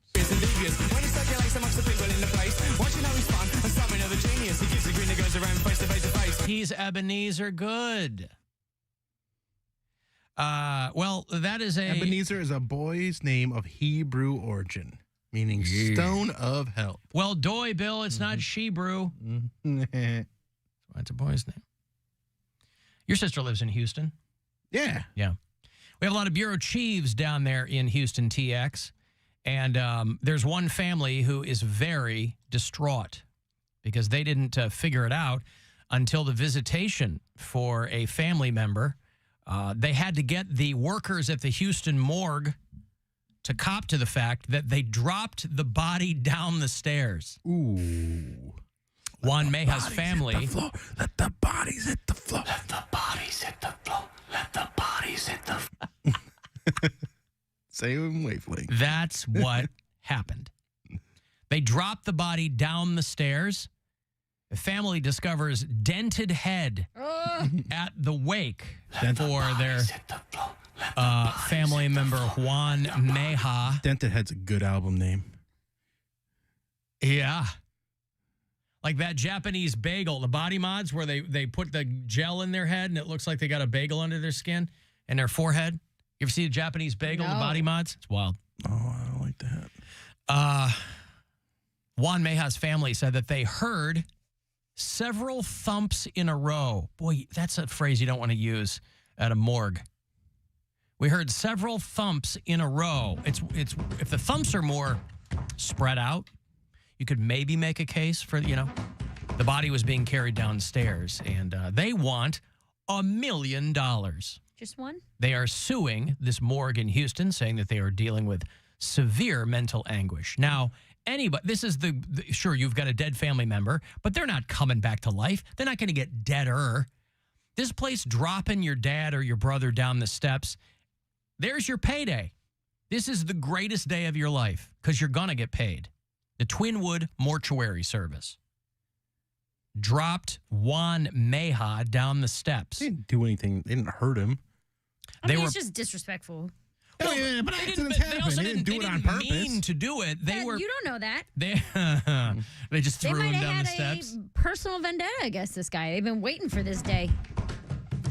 Better than a public vendetta. They were removing the corpse from his daughter's second-floor condo, and they dropped him down the steps. He's been dead for 2 years, and they're suing now. Whoa. He died of cancer. Okay, wait a minute. The way that you told that, I thought the body had been dead for 2 years, and then they were just now removing it from her condo. No, this whole thing happened 2 years ago. Got it. But they're just now suing? Let the bodies hit the floor. They said that the Twinwood employees were young and visibly hesitant in their decision-making. So they're up there going, pivot! Right. Pivot! Moving is not easy. And when you've got a dead body and you're new to the mortuary game. You got those weird angles. Yeah. So these two Probably a narrow youngins, stairwell. first they tried to bring the body down on a metal stretcher, and then they stopped.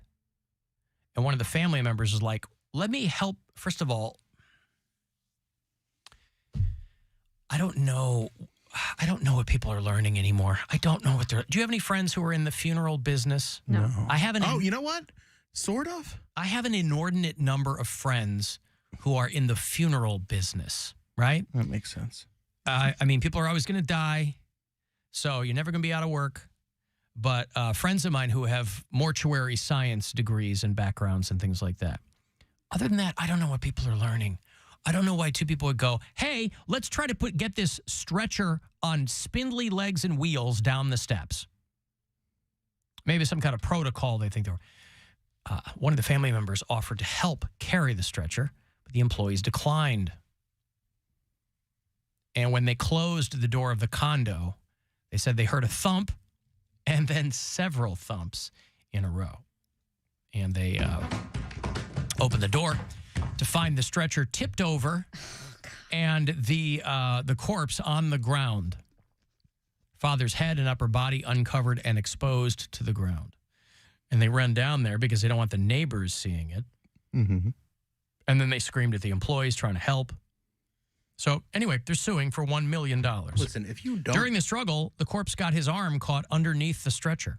If you don't drop my body and scare some people, I want you to sue in that case.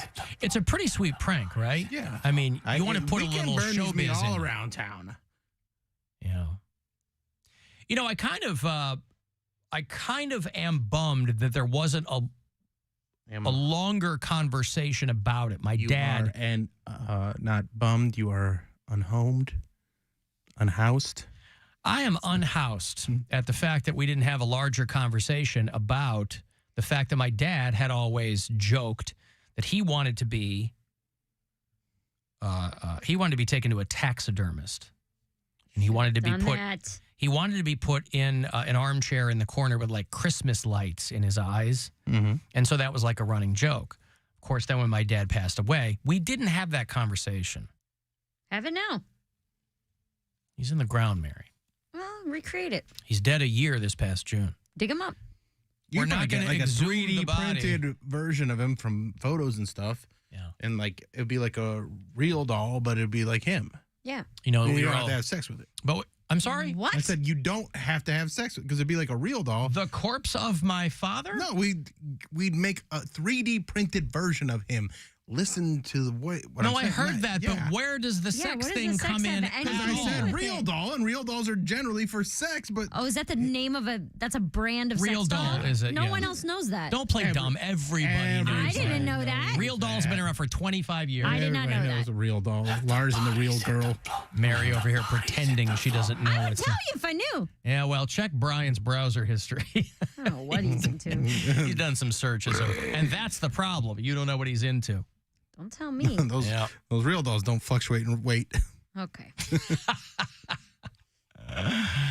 He's like, I don't want you getting any fatter than Carlene in my closet. Who? Never mind. No, we were so racked with grief, of course, the passing of my father, that none of us, myself included, none of us even thought to find out how serious he was about that. Well, if it wasn't in his will, right? He didn't have a will. This is how you get a Do ghost. you have a way?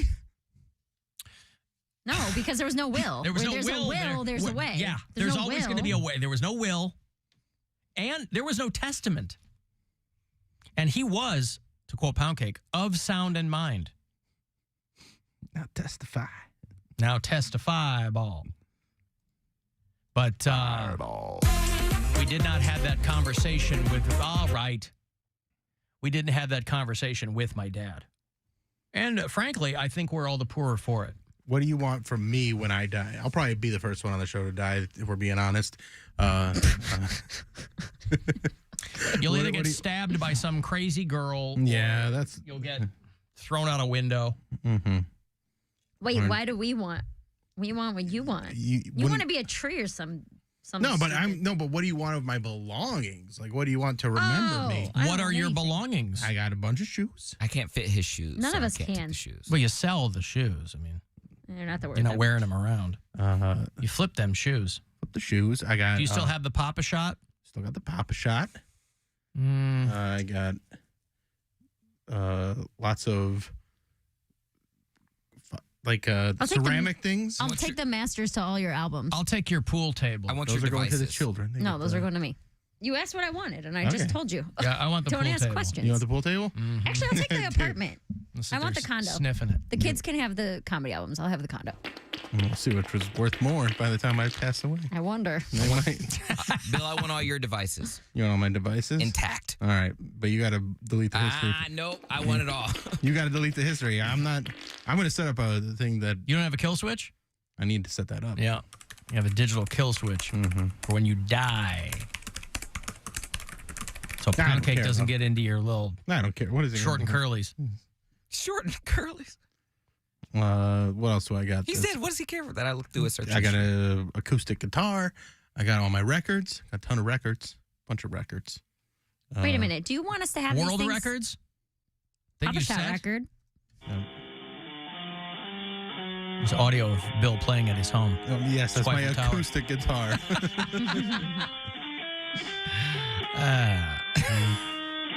Fine. Do you want us to have these things to remember you by or to sell and make money off of? Why does That's he up care? to you He's guys. dead. He doesn't care what we're I'd doing. prefer that you guys would want something for like sentimental reasons. But you're I'm like not a sentimental. and neither are you. I'm not, but He's gonna I be thought dead. Maybe like Mary, one of my best friends, would want something to remember me by. What if there was just trauma. Mary would What if- definitely want something. What with about yours. like a loop of every Friday Get Down No. playing everywhere you go all the time? No. Because if you did that, I'll kill myself. And then we'll And both then be we'll dead. be together. That's so in the stupid. afterlife? In the afterlife you don't even believe in. That's because we doesn't know. Just because That's- we don't believe in it doesn't mean it's not there. It's always such a bummer because, like, if my parents are right, they can be like, "Oh, see, there is an afterlife." But if I'm right, I don't get to brag. There's no I told you so. Bragging in heaven. Yeah. I don't get to- That's why they call it heaven. You get to brag to everybody. Every I told you about so. how you ever. were. And Mary loves and I told you so. God, I do. She loves it. I really do. And no one knows why. I know why. No, you don't. Inferiority complex. I know exactly why. You have one of those? Right now. Yeah, because you're not as good as us. Duh. So I'm always trying to prove you wrong and catch you. I gotcha. Catch you guys. Gotcha. All right, I got a break. Hey, haunted schoolhouse. Is Mary going to go to the haunted schoolhouse? Still At never any been point? to a haunted house. Ooh, Ever? let's Never. do it. What are you, a Come on. communist? Yes. You've never gone to a haunted house. No, we talk Why? about this every single Halloween we season. do? Yes. I always I forget. have never been to a haunted house. The closest I've been to was with church. We went to God, what the hell is it Those called? are like Hell House where they show a fake girl getting an abortion. like an and stuff abortion, that. and then at the end they ask you like, if you were to die right now, would you go to heaven or hell? And then you have to like have a counseling session. God, what Wow. is it called? See, it was Hell House, wasn't it? No, They really screwed themselves because now that they got abortion haunted house. banned, they can't put that in there anymore. God, I'm not gonna find it. It was No. called like I'll give you the break to find it. don't. Haunted schoolhouse. I don't think they have an abortion thing down there. You have a weekend where you're not traveling, Mary, so we can go to a haunted house?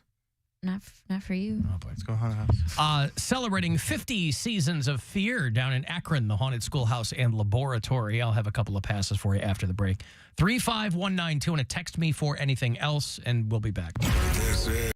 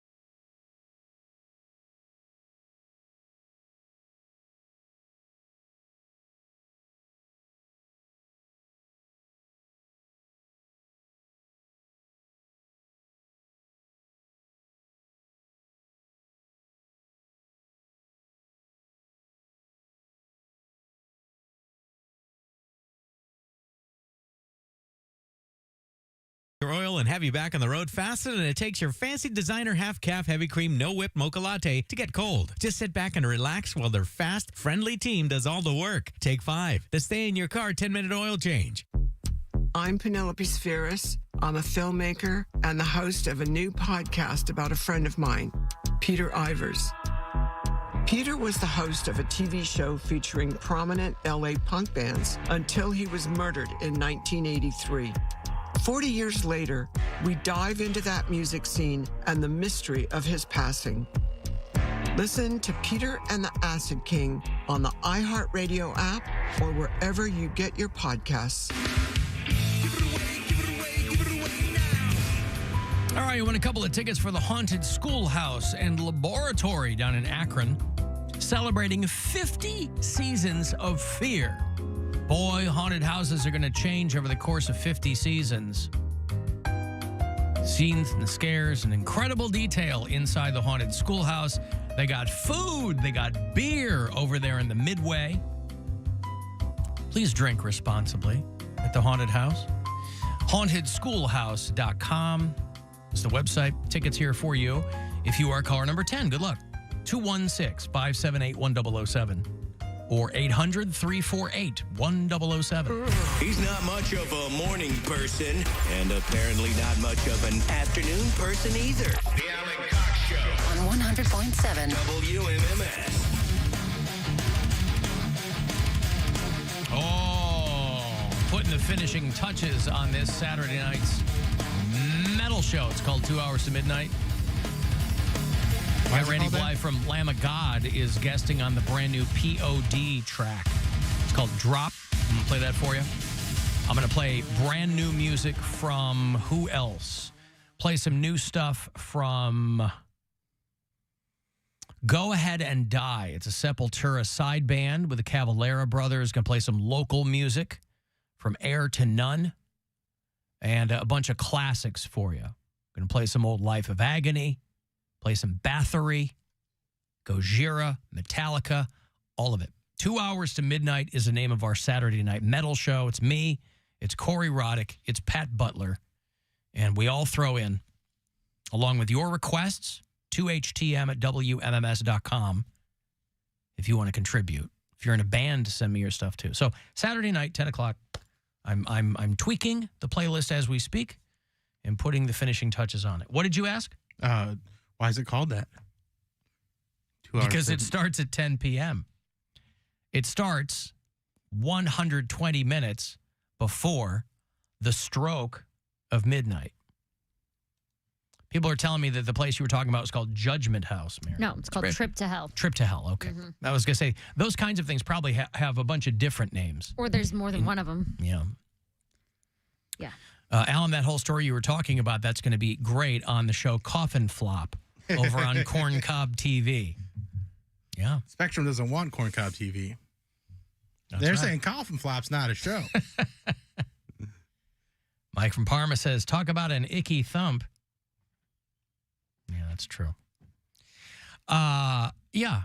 So people are asking about Bill's, when Bill does die, if he goes before the rest of us. The question was posed to us, what do we want of his? And people have questions. They want to know who gets the snacksaphone. Ooh. I guess that's going to be up for grabs, right? I'd probably go in a museum. In a museum? Yeah, it seems like a museum piece. The Rock Hall. Rock Hall? Snack Hall? They're going to have... Either one. Yeah, it's going to have to be on loan back and forth between a couple of museums, probably. Snack Museum, Rock and Roll Hall of Fame. You know, with that multi-million-dollar edition, they're gonna need stuff to fill that up. That prison? No, not Garfield Heights, the Rock and Roll Hall of Fame. Maybe they can have a little cooperative crossover going, right? Every so often, they'll just put an inmate in like a rock and roll exhibit. Yeah. Gets them out for a bit. They get to, like a real Black Mirror type of vibe. Trip to Hell. Trip to Hell. So they take you through the woods on this trail, and then it's like... Is this a haunted hayride? It's not haunted. It's a Jesus. Same thing. No, It's different. Jesus is a scaring ghost you. too. Yeah, if you believe, Well- if you believe Jesus is a ghost. You know how they use Jesus to strike fear in your heart? Well, that's exactly what this is. Yes. So it's like a trail through the woods. Which and is what he wanted. you come up upon like 5 different scenes with actors, and one is a girl getting an abortion, another is like a guy cheating on his wife, a third one's like an alcoholic mom who beats her kids, and it's like it takes you through all these scenarios and how horrible they are because the people in the scenarios are not Christians and they don't believe in God, and how that's what's going to happen to you. You're going to find yourself in all these scenarios if you don't have Jesus in your heart. And then they take you through the whole thing, and then there's this big dramatic ending where you're like in a room and there's this voiceover talking about the devil, and there's like strobe lights and demons dancing around, and then at the end of it they ask you, like, you walk out into a clearing and then there's like 3 doors, right? 3 curtains essentially, and they say, you know, before we let you go, there's 3 ways you can go. So if you were to die right now, you were to leave here and get in a car crash, where would you go? Would you go to heaven? Would you go to hell? And then the other door was, I don't know, like undecided. So when you walk through the door to heaven, you can just go. They're like, okay, you believe you're going to go to heaven? We trust you. Go free. If you walk through the hell or the undecided door, you have to sit with like a, you know, like a cool church guy, and they'll talk to you, be like, oh, so you walk through the undecided door. Why don't you tell me a little bit why you're not sure where you would go if you died today? And I'm like 14. I'm like, I lied to my parents, and I know it's wrong, and I feel like I'm gonna go to hell, you know. So I stole a snaxophone. yeah, it very much is guilting young kids into repenting and asking for forgiveness and all that kind of stuff. It's scaring you, yeah. Wow. Scaring you into salvation. Trying to put the fear of God into you. Correct. Because what better way to get people to commit their lives to something they can't see than to terrify them? Well, it's to scare them. It's almost like it's a manipulation tactic. No. They just want you to be fully informed. But I would love to go through a haunted house like that. I mean, you'd see They documentaries on them, They and probably they were, still have them, man. I had Jesus-y friends who were, I mean, even going to Catholic school, we didn't have to do that stuff. Trip to Hell, Ohio. They still have a Facebook page. Oh no. 2017 was the last time they had one. Yeah, I think over time there was more and more scrutiny put on those kinds of things too. I mean, even within those religious communities, they were like, yeah, we just, you know, the girls that are playing the abortion kid, they're all aging out. So here's They're having too many abortions. One of their posts from 2015. Trip to Hell is back, presenting Hell is blank. It's not a haunted house. It's reality. Hell is blank. Like, and I'm assuming hell is abortion. Hell is whatever. all the different you scenes. fill in the blank. Yeah. It's not called Hell is blank. And then it says, That would be cool. it gives you the address, and then it says $10 per person, 13 years old and younger, must be accompanied by an adult. So this is for children. Little kids, yeah. It's a haunted house alternative. I remember when I went, my mom took me, and the scenarios were kind of scary, but what I found most disturbing was like when we were waiting in line, they have like this big screen and it's like a projector, and they're playing like someone is like in hell. Like this girl's like in like a box cooking. Dude, it's so messed up. Cooking in a box. It was, though. What's in the box? I think the movie starts like. Oh, no, they have it. They have it. October 27th at 6 p.m. One night only.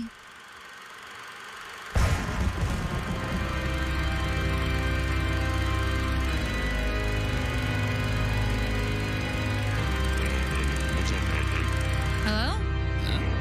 Who's there? Your music is kind of loud. What? What do you want? Who? What? Who is this? You know who this is. Come on, man. You were just talking. You summoned me. You're talking about my cool-ass haunted houses. Well, I just don't understand. It is you behind it? Yeah, it's not me behind it, of course. Well, what's the goal? Well, the goal is, for me, Yeah. I'm trying to get as many abortions as possible.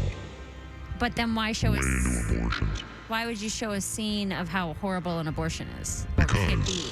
Invariably, everybody turns their back on their faith, and that's when I come in. That's the best part of my day, when somebody finally realizes They've been lied to the whole time. I'm the Prince of Lies, baby. You know me. Come on. What? Why not the king of lies? Because The king of beers. I don't like to. You're humble? I don't like to toot my own horn. Everybody knows what I'm about. Okay. So, King kind of implies that you didn't earn it. I'm sorry? Like a king doesn't really earn their title. It's bestowed upon you. Yeah. Yeah.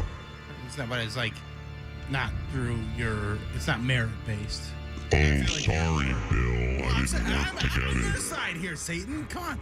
I'm saying that you earned your title as you know, what Prince of Darkness. Prince of Lies. Prince of I thought Lies. Ozzy was the Prince of Darkness. He's the Prince of Darkness, but I pay him a licensing fee. Oh, yeah, I thought you were the principal of darkness. No, I'm the assistant principal of darkness. Until Ozzy died. I thought that dude was going to be dead way before now. Still got to keep climbing that ladder, man. Yeah, I know. You got to hustle, man. Ain't nobody going to out-hustle me. Anyway, I love Halloween. I love the abortion haunted house season. Can they still do those abortion haunted houses in Ohio? Yeah, there's one on the 29th. For like You don't have to cross state lines to do one. It's a limited time, but yeah. 6 weeks. Act quick. All right. Well, I just want to poke my head in and. I mean, you guys called me. I don't know. I was just checking in. So you are behind it in hopes that people will see these scenarios and be like, that looks awesome. Oh yeah, absolutely. Like the alcoholic husband beating his wife. Yeah, You're hoping that only. a 13-year-old comes through and is like, that could be me one day. Yeah, only. On either side, being beaten or being the drunk. Yes, that is called freedom. Duh. Okay. Make your own choices. Right? People do love freedom. Make your choice. So I was talking about how much they love freedom. That's right. You know me. And I feel like you're way bigger on freedom than Jesus is. He's got a bunch of rules to follow. You don't have any rules to follow. No, I'm not a rules guy. You hate rules. That's right. That's right. Are there rules in hell? Nope. Do whatever you want. Do whatever you want. You can put whatever you want into whatever you want, and nobody will judge you. There's no judgment in hell. This is what we call, and I don't think anybody else is using this is what we call a judgment-free zone. Ooh, like a safe space. Yeah. Hell is a safe space. Hell is I mean, I can't say it, but I'd like that to take off, yeah. I would really like that to start making the rounds. All right. Hell is a safe space. You think we're going to play your song, sir? There's a guy at our window, Satan, asking us to play his music. I don't Did you even know send what him? that is. Oh, I did not say. I gotta go, guys.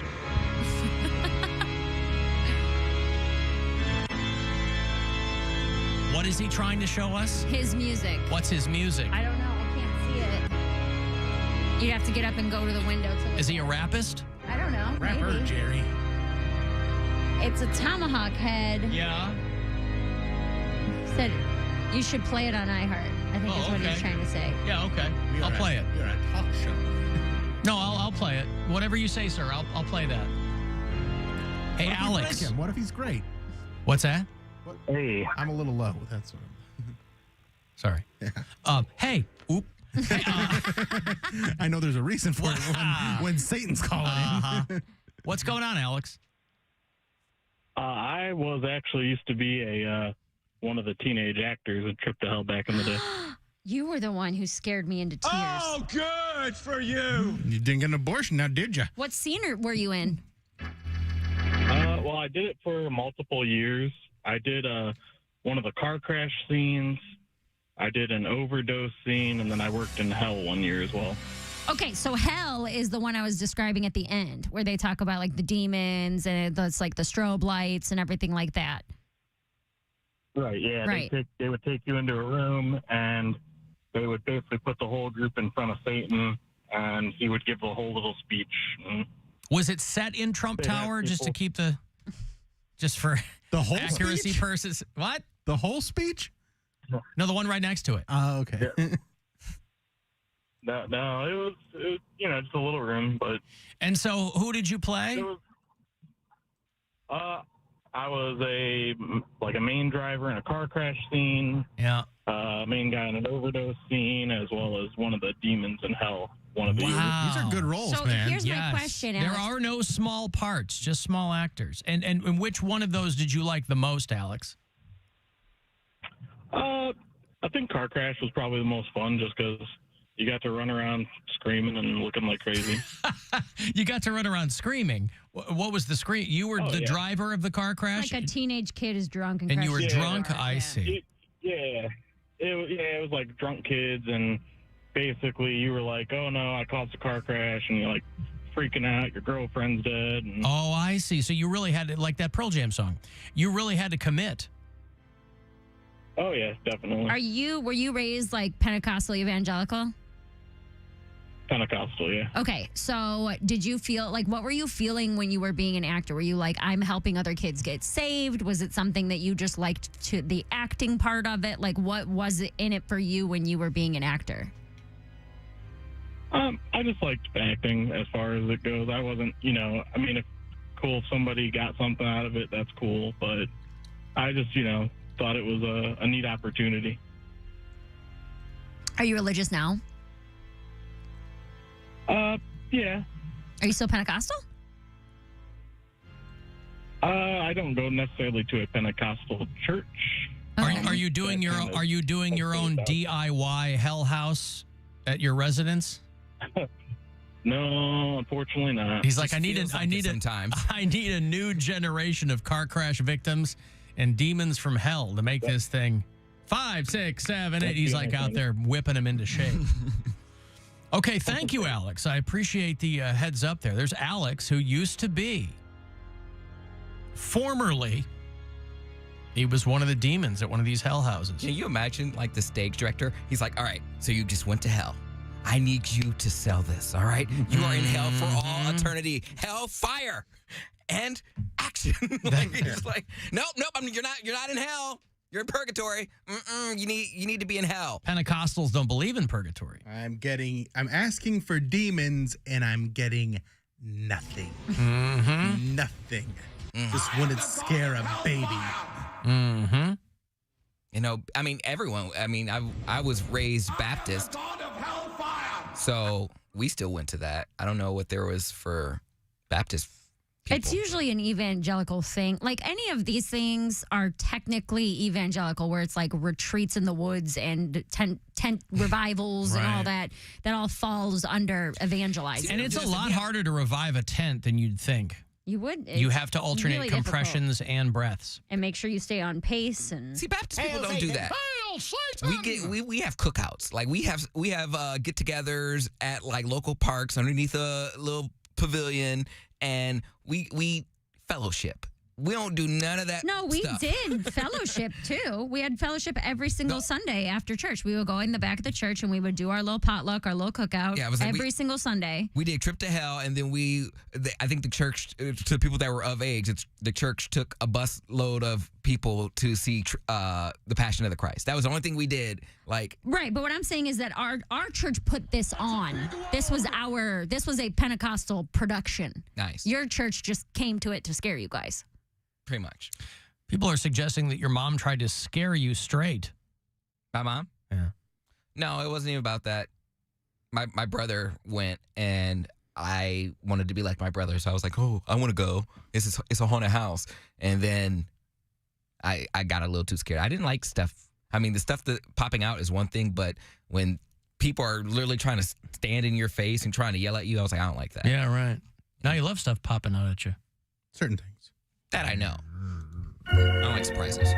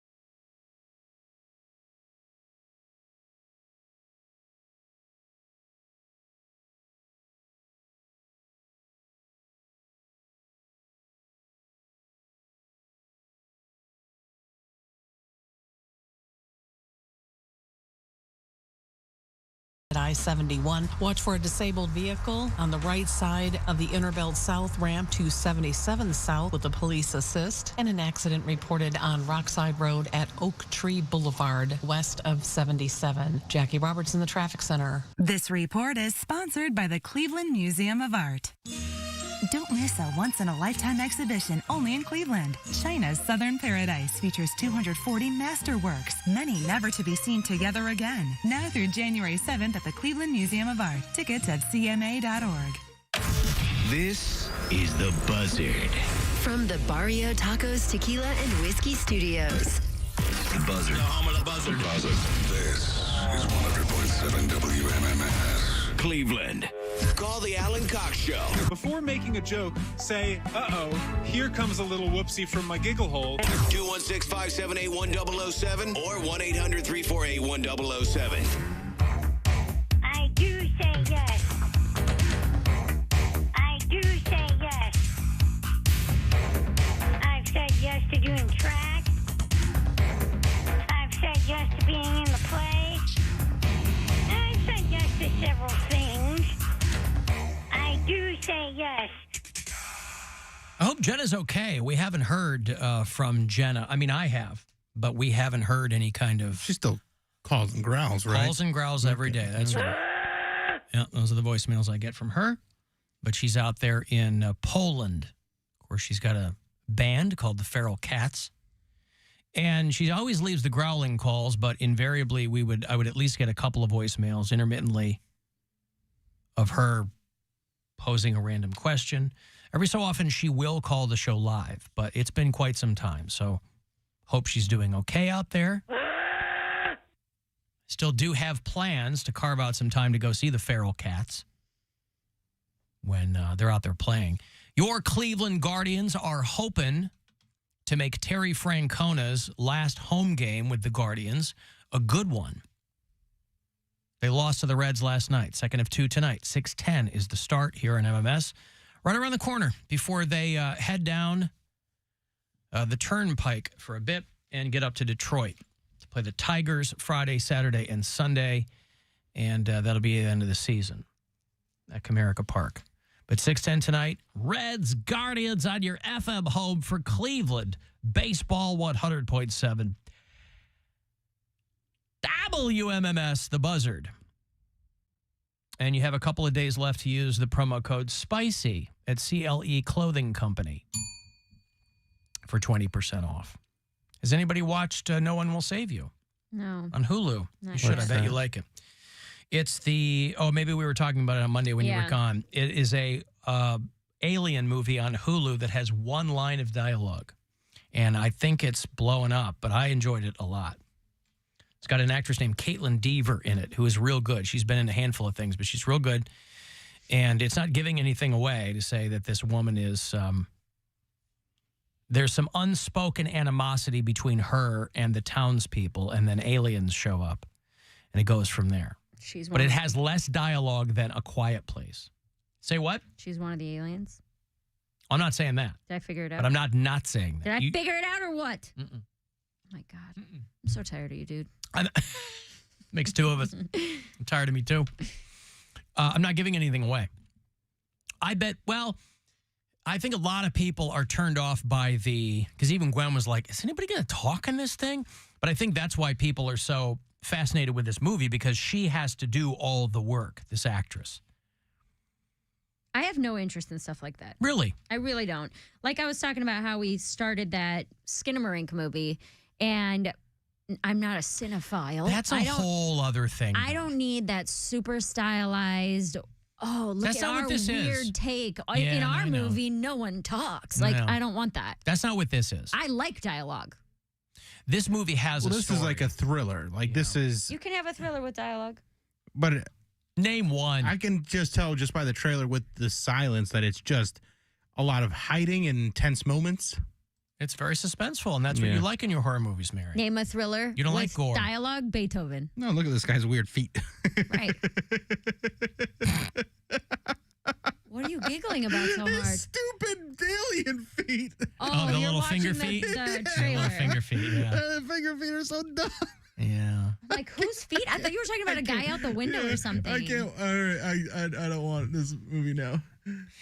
People forget, though, we tried to show Beethoven. We tried to show Beethoven to Nora about a year ago, and about halfway through, we go, "Oh my God! I forgot that it's about a company that wants to make bullets that can kill large animals." Well, not just large animals. Large things, and they want to test it on Beethoven. They want to test on big dogs instead. That was a script for a children's movie. Right. Yeah. That started a franchise, no less. They had to make sure it was evil. I mean, this is you want the bad guys to lose. And also, why wouldn't they just get a pig?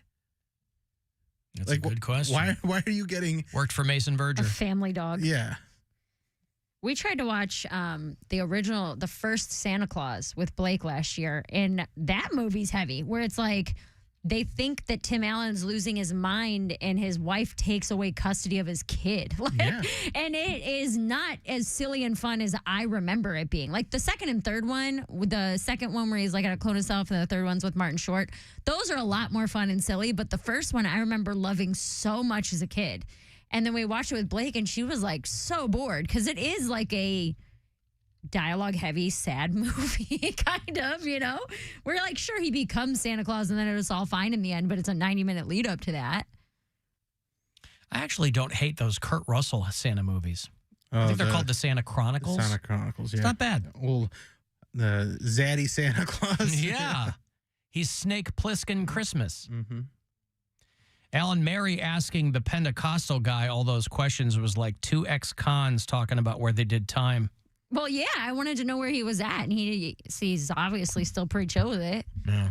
But I remember being in church and telling all my friends, you're going to go to hell if you don't repent and all that stuff, because I thought I was helping them. Yeah. I was doing what I was told. I was told to evangelize and go out and tell everybody everything I know and save all my friends so that I can see them in heaven one day. And now looking back on it, I'm sure that I was a crazy person in high school, but I just was doing what I was told. But that's why I asked him if he thought it was like he was helping people. He's like, nah, I just like to act. I like to run around and scream, you know? Yeah, I plan to go to Tisch and really hone my craft. Well, yeah, it's weird. You know, you don't grow up, and again, I'm speaking from my perspective as someone who grew up Catholic, but I don't believe in God. That's a pretty common story, right? People who grew up really religious and they reject it on principle when they get a little bit older. But it is interesting that there probably is something hardwired in the human psyche to believe in something. I mean, we're the only animals that know we're going to die, right? So to think that there's something out there. I know, and I tell as many animals as I can all the time. They don't listen. Especially the squirrels. I feel like there's been more dead squirrels this fall. Hey, get the nuts out of your mouth and listen to what I got to say. Man, if I had a nickel. I know, you'd have 15 cents. The point is, though, you know, when you're a kid, you don't grow up believing in other fairy tales. You don't grow up believing in the Three Little Pigs. These things are not burned on your brain. But religion is a whole other thing. Well, because it takes you down so many roads, and it's presented to you as fact. Fact, that's right. The way that I was taught about church was not. We have a good hunch here that God's watching over us. It was we know we have people standing up in church saying, "I know in my heart I can feel the Spirit of God speaking to me." Blah blah blah, and you buy into it. And then when you start asking questions, I go, well, fuck you. We don't have an answer for that, or it's an unsatisfactory answer for that.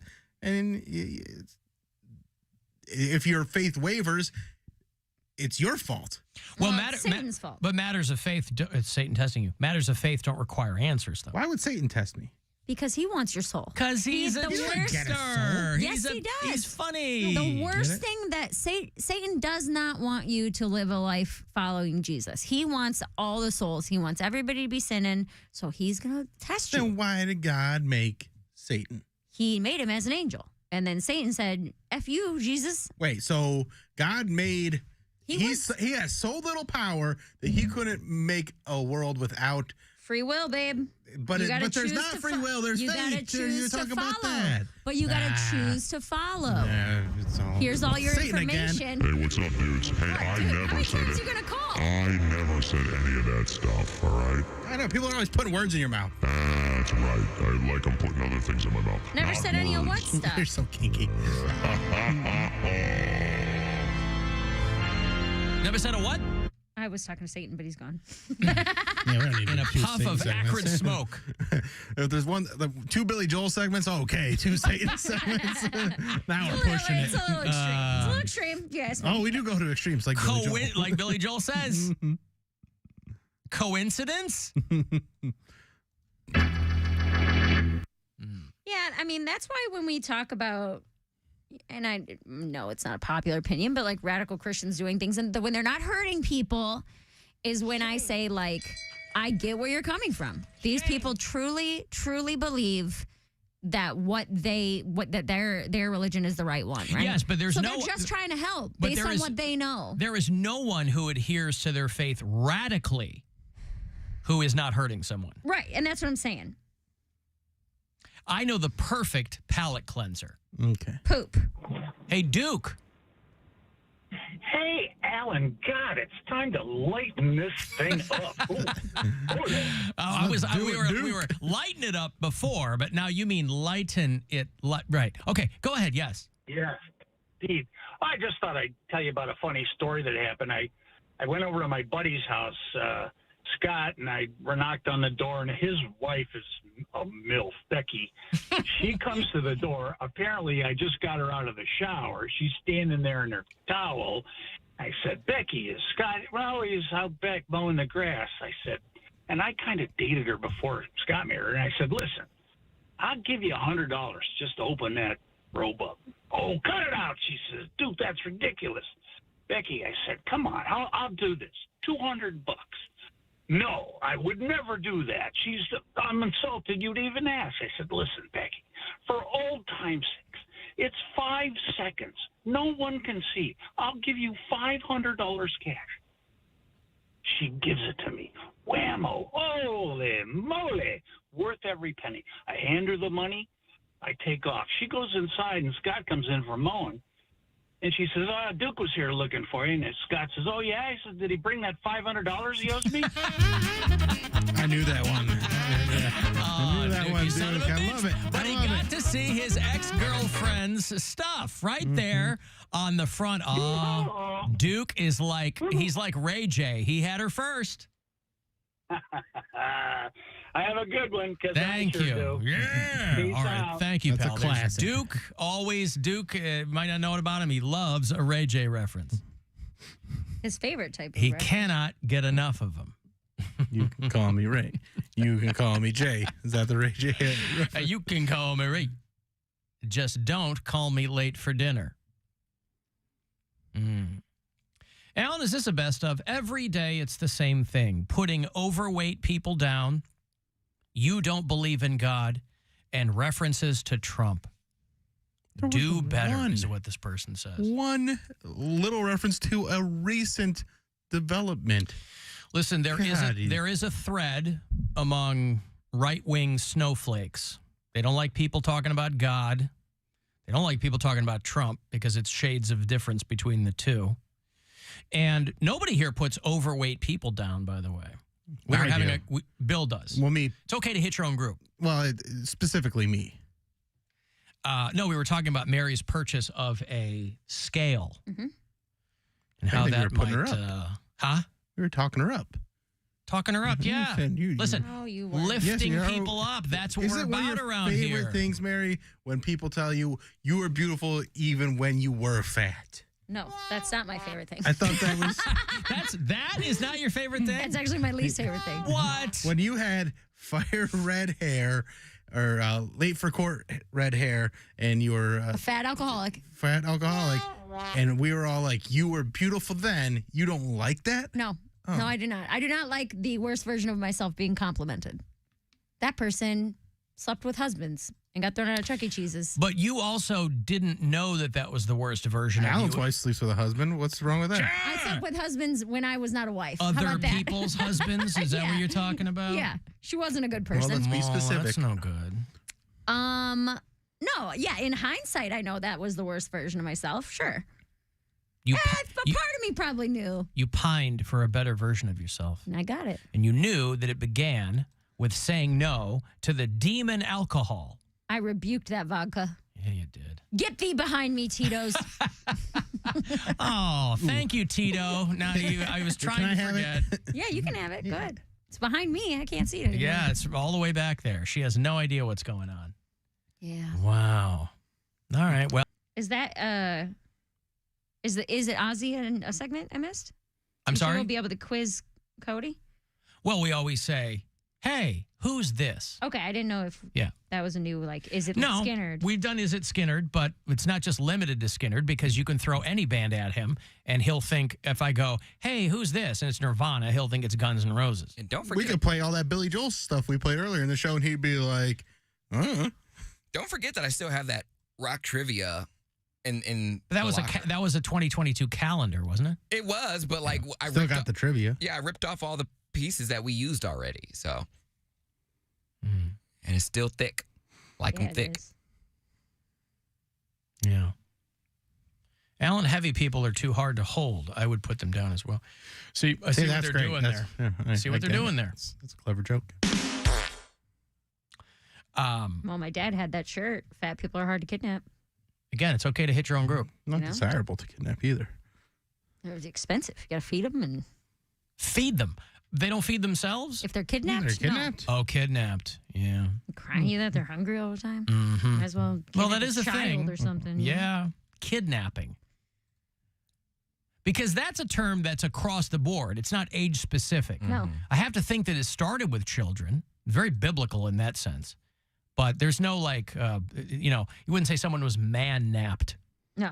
Irrespective of what age you are, you've been kidnapped. Them napped. You've been abducted. One of my favorite Adult napped. adult nap. Mm-hmm. One of my favorite jokes in a movie is Horrible Bosses 2 when Wow, not even one. No. Good for you. I know it's only because you say kidnapping when not Jason Bateman, Charlie Day. the other one. There's only three. The third one. Sudeikis. When Sudeikis is talking about kidnapping and he writes kidnapping, he only puts one P in the word on the blackboard. Kidnapping. And Jason Bateman just sits there and goes, "We don't know the first thing about kidnapping." He doesn't even miss a beat with it. That whole kidnapping scene is one of my favorite scenes in a movie. Boy, So- go ahead. I was just going to say, anytime I hear the word kidnapping, I always think kidnapping. Yeah. We don't know the first thing about kidnapping. It's like people who say, "I'm an aspiring raper." I think you want Too another much. P in there. Right. No, I was reading about Jason Sudeikis and Olivia Wilde finally settled their custody agreement. They've been going back and forth. They have 2 little kids. I thought they were married. They never had been married. They were just partners for a long time. They probably took the AI test that I told them to take. I hope they did. Yeah. No, but it's a double-edged sword that Ted Lasso was such a massive hit because Jason Sudeikis made a lot of money and Olivia Wilde did not. She just had that movie that she directed under her belt that I don't think that many people saw. So they were going back and forth. You know, she left him for Harry Styles or whatever. I don't know what the state of that is anymore. But Jason Sudeikis has to pay her because they were like, he's worth $10 million. She is supposedly worth $500,000. So he has to pay her $28,000 a month in child support. Oh my God. And they have 2 kids. They have a boy and a girl. He has to pay her $28,000 a month, and he has to pay a quarter of the child care fees or something like that. I'm like, $28,000 is not enough? For her to get childcare? Right. But they've been going back and forth for 2 years. Oh, my God. And because he made a lot of money on Ted Lasso and other things, you know, he does movies and stuff. And this is a week on, week off custody schedule. So And he still, has them 50% of the time. Yeah. And he still has to give her a lot because they do the whole thing. Hey, the kids are accustomed. You know, it's like when you get The lifestyle, yeah. Well, they're accustomed to the lifestyle. Now, you absolutely don't want to screw the kids. Anybody in their right mind would not want to do that. You would want to maintain that situation. But that is just child support. It doesn't sound like he's paying her alimony. But $28,000 a month. Oof. It's pretty wild. See, when you talk about, do I ever want to have a kid? Maybe I just get knocked up by a famous dude and have him pay me $28,000 a month. Which one? I don't know any of them. Whoever will do it. Tristan Thompson. He's going to be back in town. You got Tristan Thompson coming to town. They're moving the Cavs facility, the practice facility, back to downtown Cleveland. Right. So that's going to make it even easier for you to have a run-in with them. You can just get a little scooter ride October over 7th, you got Bill Burr. You got Stavros Halkias. You got I'm in Theo Philly, Vaughn. October 7th. Burr's already got kids. He doesn't want any more. You got Anthony Jeselnik. I'm not here that day. I'm gone that whole weekend. I'm in Philly. You could have been getting knocked up by one of those guys. What am I doing with my life, man? I think Brian would be on board with it. Nick Chubb. What about him? Well, he's not out of doing commission anything right now. Yeah. His He's just knee lying is. around. I guess that's true. I just have to be on top. It's his knee, Can you get not pregnant his on top? D. Can you get pregnant on top? Nope, only on the bottom. See, that's what I'm saying. Missionary, man on top, get it over with quick. Good old meat and potatoes. Nick is how you Chubb! Hasta la vista, baby! Yes, you can get pregnant. He could be putting touchdowns right inside your shorts. Drop them in. Leave them in. Yup. Give me a touchdown. Pay me $40,000 a year or a month. I make $40,000 a year now. I don't even do that. Oh, that's a big load! Still help. Yeah, that's what I'm saying. Yeah. I have to take a break. If you want to send a text, 35192. If you want to go see Bill Bam Bam Squire at the Agora this December 22nd, we'll come back and I'll give you a couple of tickets to see him along with the Mary Santora at the Agora. It's the Squire, Santora, Agora Fantabulousness show.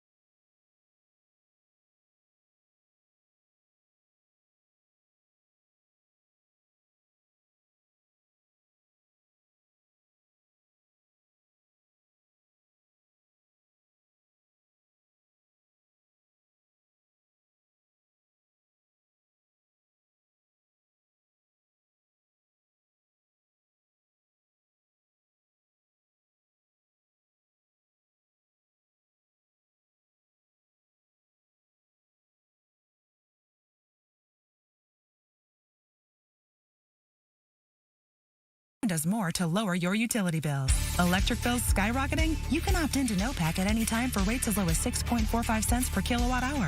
It only takes one phone call to NOPAC's Customer Care Center at 888-851-0459. That's 888-851-0459. Why is iHeartRadio the #1 streaming radio app?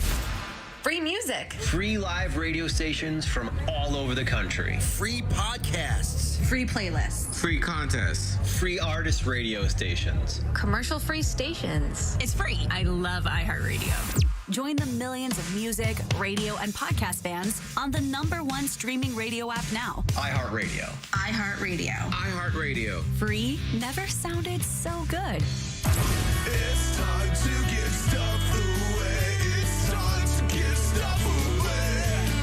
All right, Bill Squire's brand new comedy special going to be filmed in December at the world-famous Agora Theater, a more beautiful venue you cannot conceive. It is going to happen on December the 22nd of this year with special guest Mary Santora, Martin Malloy, agoracleveland.com. I have all the details for you, tickets, info, everything else. You will get this pair to see Bill and Mary at the Agora right before Christmas. What a gift. For caller 10, these are yours. Good luck. 216-578-1007 or 800-348-1007. It's not every day you hear him complain about something. Wait, yes it is. Alan Cox on 100.7 WMMS.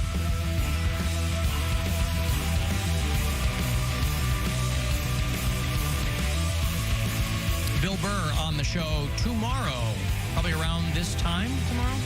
He's going to be in town next Saturday night to do that show in Canton at the Hall of Fame Stadium. Comedian Stavros Halkias is in town next weekend as well. He'll be on the show next week before he's in town. But I'll have tickets for both of those shows for you tomorrow and Friday. Actor Ed Begley Jr. will join me sometime next week as well. I think he's got a book he wants to talk about. And now everybody can talk about what they want. At least writers can. Now that WGA strike is over. There's no movement on the SAG-AFTRA end, but that's got to be probably in process or something. They're just not leaking any PR to the press yet. But, you know, people writing books, they can come on and promote those. We'll have a Poundcake sports break for you here in a few minutes. We do this on. What's it called? Well, it's award-winning. There you go. The award-winning Poundcake sports break.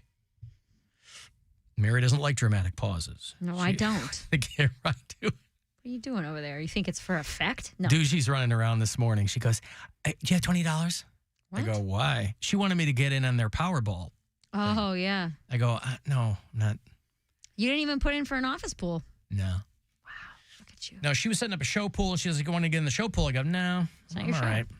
Well, she asked. She was like, you want? I go, no, I'm all right. What if they win? I just don't ever. Well, good for them. You won't feel like, damn, I could have been a part of that?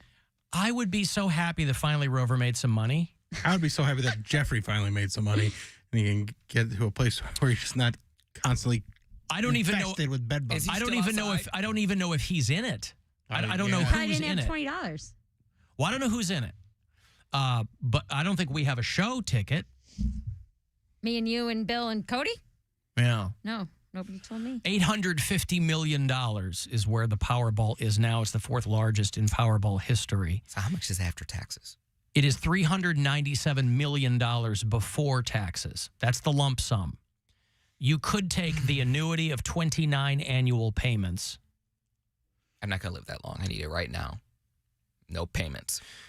And the lump sum, yeah. So the lump sum is like less than half, and then you pay taxes on that. And what's the point? Because people are going to be trying to kill me after they find out I win, and ain't going to be no monthly payments. You know, there are a lot of stories about people who won the lottery and then their life changed for the worse. There's shows about it. The lottery ruined my life. There you go. But there are very few where somebody is actually murdered for their lottery winnings. I would think that would be the least of your concerns.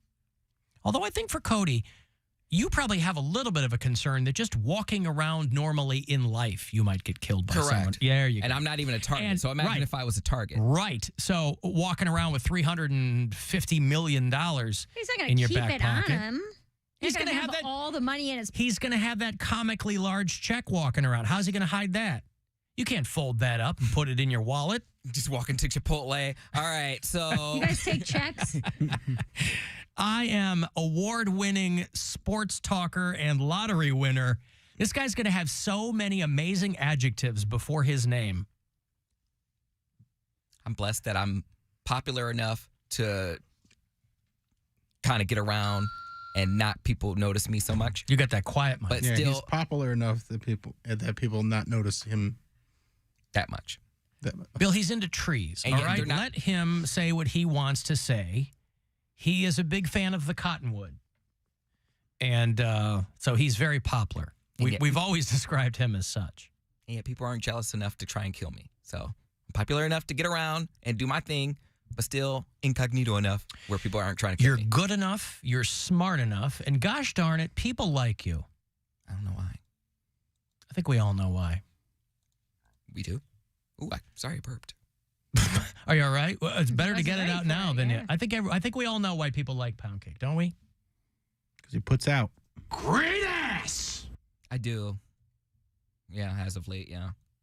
And we also know why people don't like you. Hey, I molest children. There's still a percentage that are probably okay with that. Yeah, that's right. They're wearing red baseball caps. They're totally fine with it. I'm not. They're searching all the pizza shop basements. Don't put me in the league of people with the red dots. I'm not a red dot. I've never been a red dot. I don't want to be a red dot. Red dot? What are you talking about? Like Talking about it on the your neighborhood register map. Yeah, register. Oh, is that what it is? I'm a red dot. The sex offender registry? Yeah. My safe neighborhood. Nothing will terrify you more than when you go on that map. Don't do it. I made the mistake of doing it when we moved to Ohio City before we had our daughter, and I was like, oh my God. I think I'm the only one in my neighborhood who's not a registered sex offender. And like, that's Ohio City. Like, and I lived in Cleveland and you know, all type. We would get them in the mail still. So I didn't even. Well, you know, Ohio City's Cleveland, right?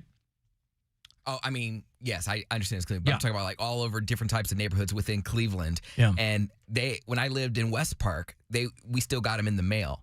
And it would be like, have their picture. And it's like, hi, my name is so-and-so. I was like, why are you making like a little friendly, like, hey, welcome to the neighborhood? Like, don't. Because they don't want to get punched in the face. Don't do it like that. But like, I think the county or the city sent them out. Yeah. Yeah. And they have a smiling little face like, hi, my name is so-and-so, and I am, I was good to this back in 1977, and I'm your new neighbor. But I've been chemically castrated, so you've got nothing to concern yourself with. Let your kids ride back and forth across my yard. Don't worry about it. Well, you never know what you're going to learn from people. I like cream pies. No, you knew that. Hi, I'm Marion. I like Hi, I'm Marion. I like cream pies. Yeah. Last couple of days, people, Ellen, you got to grab Mary St. Julie's cream pie. Yeah, that's a clip, homie. We're trying. Yeah. I like cream pies. Yeah. We got it. It is time for another award-winning Poundcake Sports Break. He, of course, the winner of Cleveland Scene's 2023 Best of Cleveland for Best Sports Talker. And in about 10 seconds, you are going to know why. Are you ready? Yes. Play ball! This is a Poundcake Sports Break.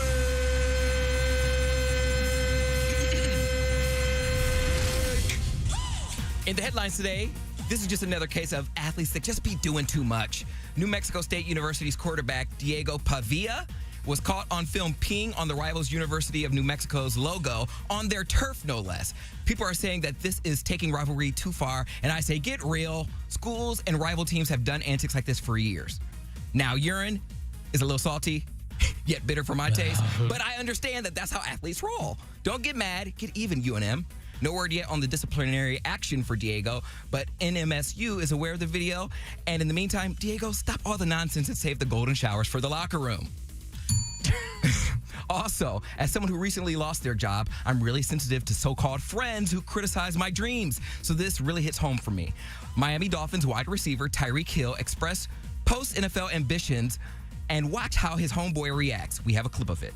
retiring after the contract's up? I don't know, bro. Who knows? I can't post. You retire, you gonna be all over, huh? You gonna be on TV, everything. Huh? Nah, when I retire, bro, I really want to be a porn star, though, bro. Like, dead serious. Like, you think I got that?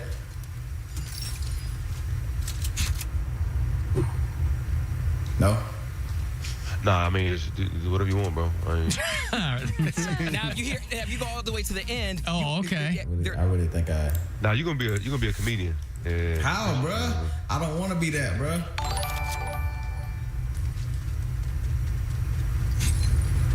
Scintillating conversation. Just wait. You already got about 12 kids. Yeah, you do have 12 kids. Yeah, did you hear what he said? He said he can't live his dream of being a porn star because he got 12 kids. How dare you, sir? Real friends support friends' dreams of becoming a porn star. We support you, Tyreek. We're all sex positive, and we know how hard it is out here. Exactly. We know how hard it is out here, and we definitely don't want to end up paying for your 12 kids, so you best think of something. And lastly, this story might get you ladies a little wet in your bikini bottoms. I'm just saying, Cincinnati Reds first baseman Joey Votto is the new French narrator for the SpongeBob musical at the Children's Theater of Cincinnati. And he's actually pretty freaking good. We have a clip of some of his voiceovers here. Ah, bonjour, salut, and welcome to this quiet corner of the ocean floor. It is here we find the submarine habitat known as Bikini Bottom. Let us observe now as the sun rises on a new nautical day. And here, a pineapple? This fruit is the home to one of the most fascinating sea creatures of all, Aplycina fistularis.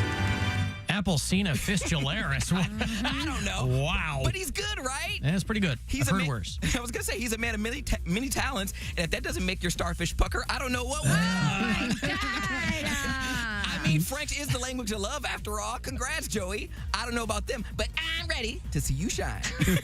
And that, ladies and gentlemen, concludes this Poundcake Sports Break. This is a Poundcake Sports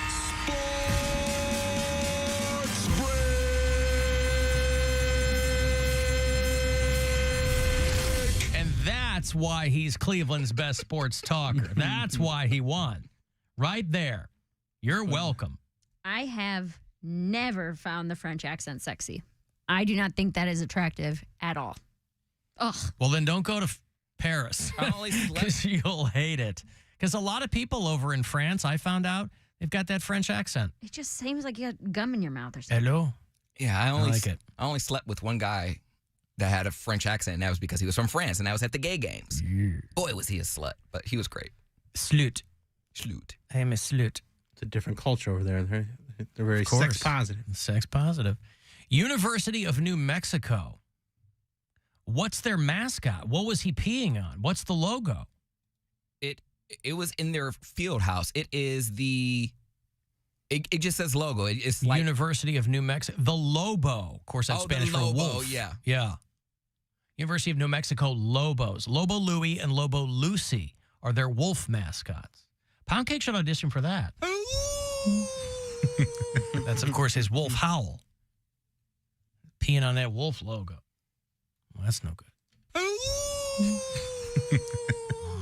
Wait, is the word Lobo printed and Cody just assumed it was a typo? No, this says Lobo logo. Oh, okay. Yeah, the Lobo logo. I just didn't know if that served significance to the story to see what it was, because he was literally just standing in the field house peeing on something. And I couldn't get a clear cut of the video, otherwise I would have posted that too. But the news cameras were talking about it like, oh, is this over the line? I'm like, no. Rivals teams do this type of stuff. Like pee on the logo? Pee on the logo, TP, other teams, whatever. Yeah. Like, it's like Calvin in the Ford logo. Yeah. Who cares? Hey, man, I don't like your car. I got a sticker here of a boy peeing on the logo. You know that hood ornament you got? You know, I pledge my allegiance to Chevrolet, goddammit, and I got a cartoon character who's ready to whiz all over you. I want you to know I'm whizzing on your truck. Don't tell me you're driving a Ford. That stands for fix it again, Tito. It's, you're thinking of Fiat, Dale. All right. The Lobo, the Mexican Wolf. Yeah, University of New Mexico. I like that. Hey, Dick. Oh. Hey. Hey. Poundcake was. Speaking of wolves. Poundcake was good. He That's was the best sports talk I've heard in years. And you and listen, Poundcake laughs, but you listen to a lot, Dick, right? You're constantly calling those shows. You know, if there's one thing you know, well, if there's three things you know, it's banjo, dulcimer, mandolin, and great sports talkers. Yeah, three things. Yeah, and, well, now add on something else. Yeah. You're going to have to go to Hawaii now. I'm playing the uke more than the mandolin now. Oh, I thought you were telling us you were going to be taking a trip to Hawaii. No, okay. But I've been, actually, I play too in the dulcimer group, and they have like two guitars. So, and I usually switch. One, if I do a concert, I'll play the mandolin, and then the uke. And somebody's going to get me a baritone uke. Now, you ever heard of a baritone uke? I have. Dick, playing the ukulele. Yeah. Are you concerned at all about cultural appropriation? More or less. Listen, And I know how much you. Going to be? I'm sorry. What? Oh, you thought about Agora. Bill and Mary were going to go. Is it in Cleveland? It is in Cleveland, Ohio. Are you going to attend? Bill's going to be filming his new comedy special. Where's it at? Downtown? It's the Agora. It's on Euclid Avenue. It's not far from here. It's just up the way. You could get there. That's the new address, right? That's right. I'd love to see it. I swear I would bring my ukulele. Well, come do it. Mary? You could probably open the whole show. You could. It's a 7-camera shoot. We can get one of those trained right on you.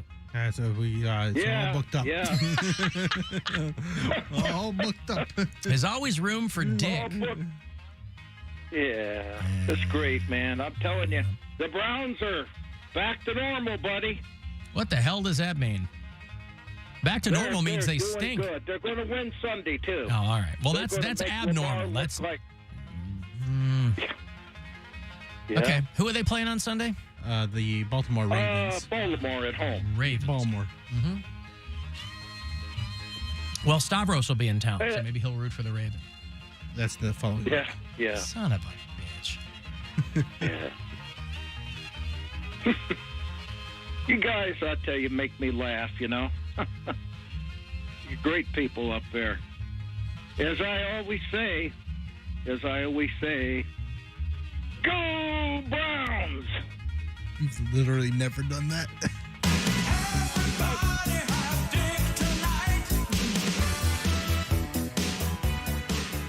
I'm almost positive that he has never once uttered "Go Browns" with such forcefulness here on this program. There's no way. I wonder if he has a sheet of paper to remind himself. I mean, it would seem to fall outside his normal parameters, but I wonder if he has any kind of notes whatsoever to remind himself if he's calling a radio station in Cincinnati or in Cleveland, so he can yell "Go Bengals" when he's calling down there. Thought he said he doesn't do that. I don't know. I don't know what the hell he does anymore. I just know that he is he's stealing from the Polynesian people now that he's taking his ukulele on the road. Alan Jeffrey is in the Powerball pool. All right. Well, I think that he could really use that money. The lottery ruins lives because people who habitually play the lottery aren't good with money. Well, I don't know if that's true. I mean, it's hard to be good with money if you don't have any, There's a billion articles you can read on, you have to have a budget. And, that's for people who spend frivolously. Right. If you don't have enough money, you can't budget. You don't have enough money. It's like when I met with my buddy who was, trying to be a financial advisor a couple years ago, and I showed him a full breakdown of everything I make, everything my bills going out, all this kind of stuff. And he pointed to the $22,000 a year. He goes, "How do we make this bigger?" I said, yeah. I'm not bad with money. I don't have any. Yeah. I'm paying you to say you need to make more money? Right. Yes, I know that. I knew that the whole time. Okay? Well, if you're not paying with money, how come you can't gamble? No. Different. That's an addiction, Bill. That's got nothing to do with that. I still think it counts as bad with money if you gamble it away. No, you're not. You're afflicted.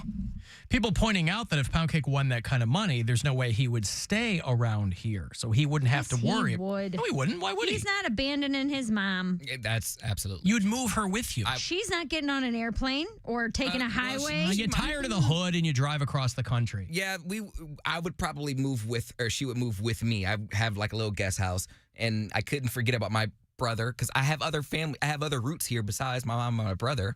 You get to take one person from the show. Who you taking? Mary. Duh.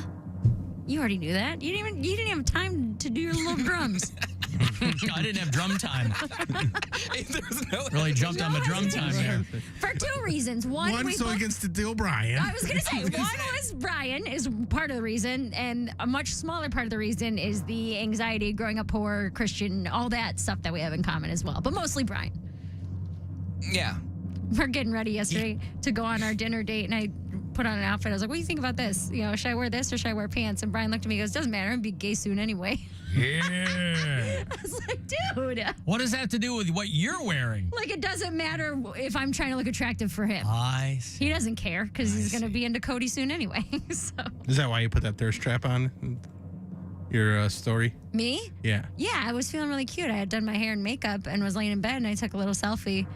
And then I immediately followed it up after I sobbed my eyes out for an hour straight in therapy today. So they're back to back, like a very hot picture of me, and then one of the worst pictures of me that I've ever taken. Did you see my? No, I haven't looked at it yet. I'll look at it. Look at mine real quick. But yeah, Cody is definitely taking me. We all knew that. Alan, would Mary be willing to birth a child by Jack Black for a nice child support payment? Oh, my God. That is a really solid question. Good question. And I don't know that she has an answer for it. You're getting a lot of money. God. Well, I don't have to live with him. I just have to do the... I got to see him once a week to do the exchange. So that's a yes. Mm-hmm. How much money a month? You tell me. How much money am I getting a month in child support from Jack Black? $45,000. $8. Not $8 a month, no. Well, you'll get the $26,000 that Sudeikis has given Olivia Wilde. $28,000 a month. And I have to deal with him once a week. That's really hard. And I know there's a chance the kid's going to be like him. Yes, that's what I'm saying, is that I know that dude runs in his blood. Yeah. Yep. Maybe. That's a coin toss. I don't know. I don't have an answer for that. That sounds like a yes. Because you're not saying no from the jump. I'm not saying no from the jump, but that's... We got her. Good enough. We got her. We got her. America. Mary is going to be walking around with little Jack Blacks squishing around in her. America first. America first. All right, all of you, let me explain one damn thing. What? America. Dude, you understand? America. My point is America's first. America. What the hell, man? Globalists? No. Goblins, no. This is it. Everybody get ready. America first. Get that through your head. What? I got to take a break. Hey, your Guardians baseball is set for 6:10, second at 2 against the Reds. The last homestand tonight for the season. They're going to wave goodbye to Tito. If you're going there, you'll see it all. If you're not, you'll hear it all here on MMS. It's the Alan Cox Show.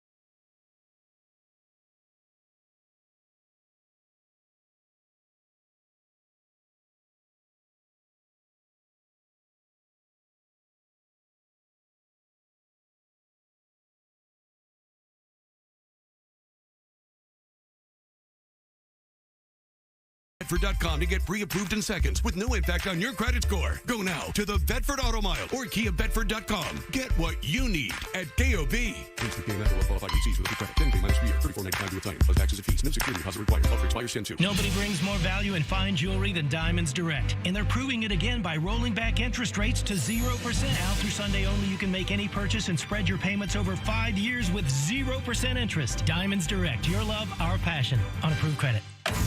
This is The Buzzard. From the Barrio Tacos Tequila and Whiskey Studios. The Buzzard. The home of the Buzzard. This is 100.7 WMMS. Cleveland. Call the Alan Cox Show.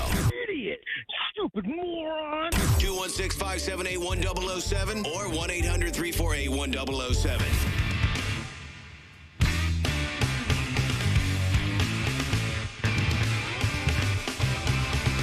Guardians get going shortly around the corner here. The final homestand of the season. Second of 2 against the Reds. Hoping to send Tito off with a win tonight. And then they will head to Detroit Friday, Saturday, Sunday. The last series of the season against the Tigers at Comerica. Here on WMMS. I'm confused by this whole Office reboot situation. Greg Daniels is the guy behind the American Office. And they said that he wants to reboot it. And I don't know what they mean by that because no one will pay attention to that show being rebooted with a completely different cast. Yeah, nobody wants that. And if you just get Angela and, I mean, Krasinski said, I'd think about it. I don't know what that would even look like. I don't even know. This to me smelled more like people taking stock of their careers during the writer's strike. And it's such an existential crisis that Greg Daniels was like, what's the biggest thing I've ever done? I mean, King of the Hill too, right? I mean, didn't he write, he's Conan's writing partner, but he was the guy, he was the showrunner for the American Office.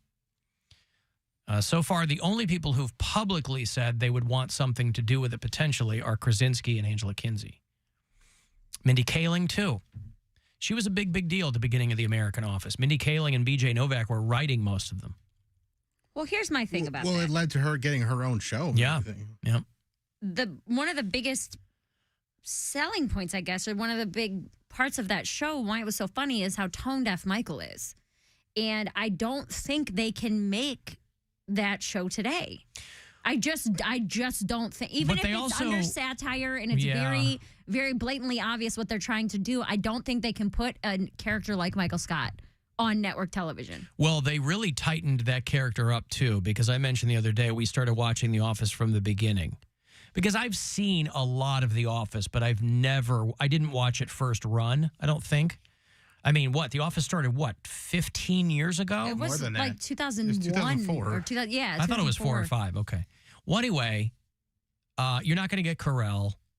Rainn Wilson will probably absolutely do it because, I mean, people have had, but everybody's gone somewhere, but with varying degrees of success. I mean, Jenna Fisher and Angela Kinsey are doing that podcast because they're like, people still want to talk about this show. Biggest thing we've done. I mean, Meredith's phone isn't ringing off the hook. Right. But you're going to get Craig Robinson, you're going to get Ed Helms. Probably not. Probably. You think? I think they would. I mean, Craig's got his own show. Yeah, but Ed Helms doing movies. He's got that Hangover money. But if he does The Office, that's only going to help his other show. True. Anybody watching Killing It other than me? No. It's funny. What is it? It's Craig Robinson's show. Craig Robinson. It's over on Peacock. I don't have that one. You don't have Peacock? No. Take the P off. Hey. Ecock? Yep. You get it. You know what I'm talking about. I don't But think she doesn't I know what a do. real ball is? You know what I'm talking about. Think about it, Alan. You know. Mary over there pretending she doesn't know what real dolls are is my favorite point in the show I swear on today. my life, I have never heard that term. See I know what a see sex how she doll commits is. to it? Listen, She commits to it. I know what a God sex bless you. I know what a sex doll is. I didn't know there was a name brand of them. You had never heard of real dolls. I had never heard of real dolls. They're like as old as you are. Okay. All right. Then how am I going to know that that's a name brand? Because they've been around your whole life. I am not. Okay. That is something that is geared and marketed towards But men. even in the wind, you've never heard of real doll. I don't own one. It's not something but that's stuck in my brain if I had heard it in passing. This one over here. Listen, I am not. She's digging in. Okay. You're right. I'm just faking it. I have 5 of them at home. No, I didn't say that you owned any. They're very expensive. And depending what add-ons you get, I mean, there are people, that's the thing. Listen, I understand maybe the convenience of it. There are a lot of people in the 21st century who are like, screw it. I'm just doing porn and going to work and right? Women who are like, I don't want to date anymore. So people are getting, it's not just political that people are being more and more isolated. It's all areas of life. And so these sex dolls, back in the day, it was just Real Doll, but they were kind of prohibitively expensive. Now there's all kinds of companies. You are still banging a very expensive piece of latex. But they look they look somewhat real. Well, the way they light them on the website, maybe, but when you get that box, there must be something in your brain, that initial froth of hormones where you go, screw it. I'm buying a real doll. I'm dropping the $6-7 grand.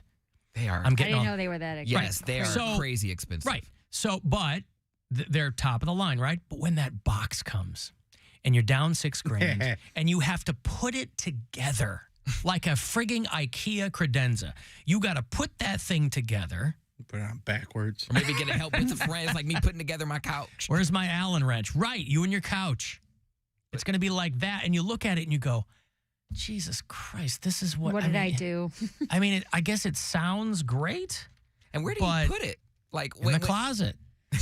Cheryl, some people marry him. That's so creepy, bro. You sleep next to it and cuddle it. I mean, if anybody watches that show, Dave with Lil Dicky, first season over on FX, he was like hiding his doll from his girlfriend, and he thought she left one night, and he pulled it out of the closet and just like threw it on the bed. But I think he just had it like from the waist down, and that was the only way that he was having a hard time with his girlfriend, and the only way he could get something going was pulling his doll out. And of course, she comes back in, and hilarity and shame ensues. So yeah, Real Doll, very expensive. And on the page, you go, boy, these look realistic. But when you get that plastic dumb face in the mail up close, and you go, I just dropped $7,000 on this. I'd love to hear from a customer who has a Real Doll, or who dropped, because they have their share of competitors now, or who dropped serious coin on one of these things. There was one. What's in the box? A smaller box. What? The sculpting of Mary it. knows. What? What's in the box? No, it's probably not an appropriate time to play the new drop. Go ahead, Poundcake. Come on. I was just going to say their hook was getting celebrity lookalikes as dolls. Like they had one that was like Zac Efron. And I was like, oh my God. And it was just so weird because it was like AI before AI, because they just had to imagine what his bottom half looked like. And if it looked like that, I was like, okay, well, I can see, but that's how they have to like make people fantasize about their dolls. But also, you're not, if you're honest with yourself, you're not buying the doll for the face, right? You're buying it for the neck Unless down. that's your thing. That's why you could go to a porn store and buy Jenna Jameson's torso. You just want the holes. But you're paying. Hey, faces have holes, boy. Yeah, they do. But you also have that. No matter how good they get, we're still in this uncanny valley situation with these dolls, and they can pose them however they want on the website. But when you get that thing, man, in the box and it comes home, and you're like, I wish our speaker still worked outside, because there's two old people just staring through the window at us, and I'd love for them to know they're talking about real sex dolls. My real doll cost $5,200. I bought the Olivia 2.0. It's got the variable beach the speaker option on My it. wife moves about as much as she does. That's right. I paid extra for the custom nipples. I told him, if you want to bang something, you better create it. And damned if he didn't. So anyway, I'm on realdoll.com, and I'm looking at what the Olivia 2.0, right? Blonde, great body, whatever. $6,700. And that's with no like add-ons or souped up or nothing? Do you refer to it like a truck? Can you soup it up? you can customize it however you want. But if you don't want any changes, like right now they're doing a promotion.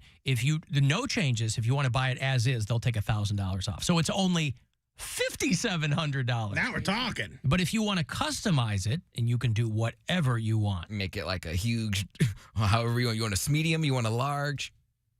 You can customize the body type, the eye color, the makeup. They don't have attachments? Vaginal style. Oh, I don't know what that means. Probably means some are a little more lippy than the others. Removable Bluetooth insert. Oh, so you can it can play songs. sync up. Olivia. Hey, Olivia, play John Mayer. Your body's the one doing. Like I need you to nag like my wife used to. That's what I'm saying. This is kind of creepy. My vagina said what? Connecting. My vagina said what? The weather today, the Bluetooth insert is an extra $500. So now you're up to $7,200. And you can buy all different kinds of inserts. This is creepy. Depends okay, so on. wait, I guess it depends on how much of a Slyman's sandwich we'll say you want down there. Because this is like. But it's adding incrementally whatever you put on there. It's adding another $100, another $200. You can get custom. That's how they get you. You get the undercoating and the anti-rust protection. Well, you don't want that undercoat. You don't want the undercoat. Here's my question. Jerry Lundegaard said so. All this customization, obviously, this sounds stupid. It's obvious so that they can make it after a real woman, right? Yeah, whatever the guy wants. Whatever the dude wants. So, like, if a guy is obsessed with a celebrity and he wants this doll to look exactly like the celebrity, right? That's what I'm thinking. You'd have to find a pre-made face that looks close to that. You could probably buy real dolls that look like celebrities. Yeah. Like if somebody's obsessed with Kim Kardashian, they can customize this doll to the point that it looks like her. Yeah. Probably, yeah. But imagine how much better with AI and technology That's what I'm these saying. are going to get. And they're going to price them commensurate with that. So people that are like, I'll give you $10,000 for this molded latex. And they're dishwasher safe. That's the best part. How are you going to fit that in a dishwasher? Huge dishwasher. Because the vagina, it's a pull-out vagina. Like Yeah. it's. You can What? put, you can, yeah, It's you, like a removable you vag. gotta wash it. Clean it. You gotta hose it out, man. What do you think? You're just I gonna... don't use this stuff. How would I know anything? Okay, you're too bougie.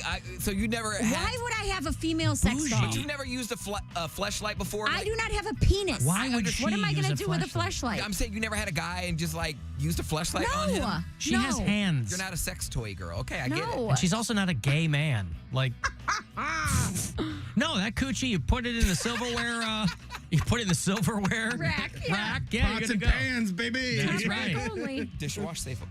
Top rack. That's Goodness. right. Now we got to go. What a way to end the Perfect show. transition. Bats and balls are next. What do you have coming up, William? I am filming a comedy special at the Agora December 22nd. Tickets are on sale now at agoracleveland.com. All my other shows are available at billsquire.com. Tonight is East End Bistro and Pub. That's just kind of like the gym for comedy. It's like an open mic. Come out and hang at that if you want. 8 p.m. free at East End in Lakewood. Mary Lynn? Next Friday, I will be at the Geauga Theater in Chardon. You can grab tickets at geaugatheater.com. You're out tomorrow? I am out tomorrow, Friday, and Monday. I'm going to Vegas. Boom. Boom. All right. Poundcake? Radio Cody B, Twitter, Instagram, TikTok. All right, cool. Bill Burr on the show tomorrow. He's in town next Saturday, so we'll talk to him about that show coming up. He's got a new movie coming out, too, I think. Old Dads. And what else? This program's available for you on iHeartRadio or wherever you get your podcasts.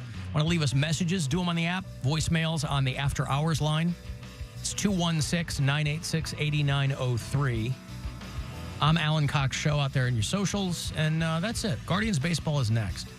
Thanks, guys, very much for hanging out today. Talk to you again tomorrow, right around 2. I'll see you in